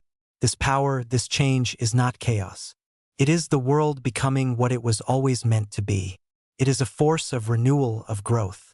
Renewal! The man laughs bitterly, his voice cold. I've seen no renewal. I've seen only ruin. I've seen what happens when people like you come with promises of change. The crowd murmurs again, and I can see the skepticism on their faces. This is not the first time they have been promised something that ended in ruin. The world has taught them to fear promises of change. I look around at the villagers, at the fear in their eyes. They are not ready for this transformation. Not yet. They are not ready to accept the truth of what we bring. But I cannot give up. The mountain has given us this power, this purpose, and we cannot let it be squandered. I know it's hard to understand. I say, my voice softer now. But the change is coming. Whether you are ready or not, it is coming. And it is up to us to decide what we will do with it. I pause, letting my words sink in, watching as the villagers exchange glances. Some are still uncertain, their faces hard, distrustful. Others are listening more closely now, as if considering what I have said. The air is thick with tension, but there is a shift, a subtle change in the way they stand. The fear is still there, but it is mingled now with something else. Curiosity, doubt, perhaps even hope. As we leave the village that evening, I feel the weight of the moment settling on me. The world is not ready for the change we bring, but we are not done. The mountain's power flows through us, and we are its vessels. We must continue. We must show the world that the transformation we carry is not one of destruction, but of renewal. The road ahead is still unclear, but I know one thing. The journey is far from over. The mountain's message must be carried forward, no matter the resistance, no matter the fear. And we will carry it no matter the cost. The days that follow our last encounter with the village are heavy, each one stretching out longer than the last. The world seems to be holding its breath, waiting, watching. We continue our journey, though with less certainty in our steps. The mountain's power flows through us as it always has. But the world we've come back to is not the world we left behind. It is a world that is divided by fear, by old wounds, by a deep suspicion of change. The mountain's transformation is a force that cannot be denied, but it is one that is met with resistance at every turn. We visit more villages, more towns, spreading the word, sharing the power, trying to convince those we meet that the transformation we carry is not a curse, but a blessing. Some listen, some are skeptical but open, others turn us away, unwilling to even hear our words. And as we move further from Silentspire, I begin to feel a kind of weariness settling into my bones. Perhaps it is the weight of the mountain itself, its power pressing down on us, or perhaps it is the weight of the world unwilling to change. And yet, despite the resistance, despite the uncertainty, there are glimmers of hope. In the villages where people have listened, where they have felt the change in themselves, I see the beginnings of something new. The earth responds to the mountain's energy. Crops grow faster, animals are healthier, and the land itself seems to breathe with a new vitality. These small victories are enough to keep us going. They remind us that we are not alone in this transformation, that we are not wrong in what we have brought to the world. But there is still much to be done. One evening, as the sun sets behind a row of distant hills, I stand alone at the edge of a village, watching the horizon darken. The others have retired to the camp, but I remain, lost in my thoughts. The weight of the power inside me is both a burden and a blessing. I have seen its potential, its capacity for renewal, but I have also seen its darker side. The destruction it can bring. The way it can consume those who are unprepared, who are unwilling to accept the truth. As I stand there, lost in thought, I hear footsteps behind me. I turn to see the woman who has been by my side since the beginning, the one whose strength has been as constant as the mountain itself. "You've been quiet," she says, her voice soft, but carrying the weight of unspoken thoughts. "Is something wrong?" I shake my head, though I can't entirely push away the unease that has settled in my chest. "No, not wrong. Just wondering if we're making a difference." She joins me at the edge of the village, looking out toward the mountains that still stand, silent and untouchable, on the horizon. "We are, in ways we can't see yet. But every seed we plant is one more step toward the change we know is coming." I nod, but there's a heaviness in her words that I can't ignore. The change is coming, yes, but at what cost? "We can't force it," I say quietly. "The world has to decide. We've shown them the power, we've shown them what the mountain can do. But it's up to them whether they embrace it or not." She looks at me, her eyes full of quiet understanding. "We've done everything we can. Now we wait." And so we wait. Days pass in silence, our presence in the villages a constant reminder of what is to come. But there are no more questions, no more requests for understanding. The world has made its choice. In the distance, we hear rumors of a great storm brewing, something powerful enough to shake the foundations of the land. And when it arrives, it is not a storm of wind or rain. It is a storm of fire, of destruction. A new force has risen, one that seeks to claim the mountain's power for itself. A faction of power-hungry men, led by one whose ambition knows no bounds, has come to take what they cannot control. They are the ones who fear the change we bring, the ones who will stop at nothing to preserve the world as it is. We meet them on the plains outside a town, the wind howling around us as they march toward us with weapons drawn. Their leader, a man whose eyes burn with a fanaticism that makes my blood run cold, steps forward. "You are the ones who seek to change this world?" he sneers. "You think you can wield the power of Silentspire? You think you can reshape everything? You are fools." I stand tall, the mountain's power surging within me, but there is no joy in it. No excitement, only a deep, quiet sorrow. "We do not seek to reshape the world by force," I say, my voice steady. "We seek only to show them the truth." "The truth?" The leader laughs bitterly. "There is no truth in change. There is only chaos. And I will not allow you to spread your chaos any further." He raises his weapon, and his men follow suit, advancing on us with the intent to destroy. I feel the energy in the air shift, the mountain's power beginning to crackle at the edges of my perception. It is not just the land that is in danger now. Is everything. "We will not let you take this power," I say, the words a declaration, not a threat.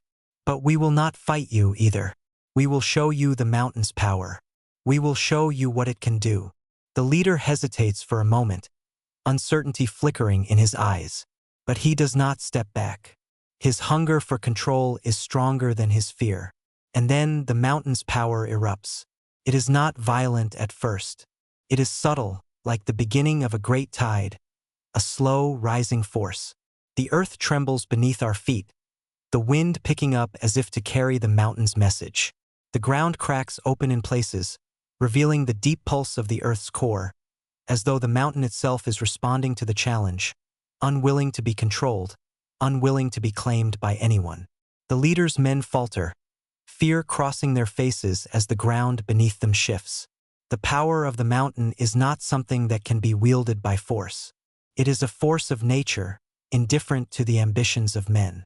It is as ancient and eternal as the world itself. Leave now, I say, my voice rising above the storm. Leave, and the mountain will not claim you. But stay, and you will become part of its power. And it will consume you. The leader stares at me, his expression a mix of disbelief and terror. For a moment, I think he might retreat. But then, with a final, desperate cry, he charges forward, his weapon raised. And that is when the mountain responds. The earth trembles again, and a great fissure opens beneath the leader's feet. His men scramble back, but it is too late. The ground swallows him whole, his cry cutting off in an instant. His followers scatter, fleeing into the distance. As the land settles back into stillness, the storm of power fading as quickly as it began. The mountain has claimed him, as it claimed all who sought to control it. It has shown its will, and it is unstoppable.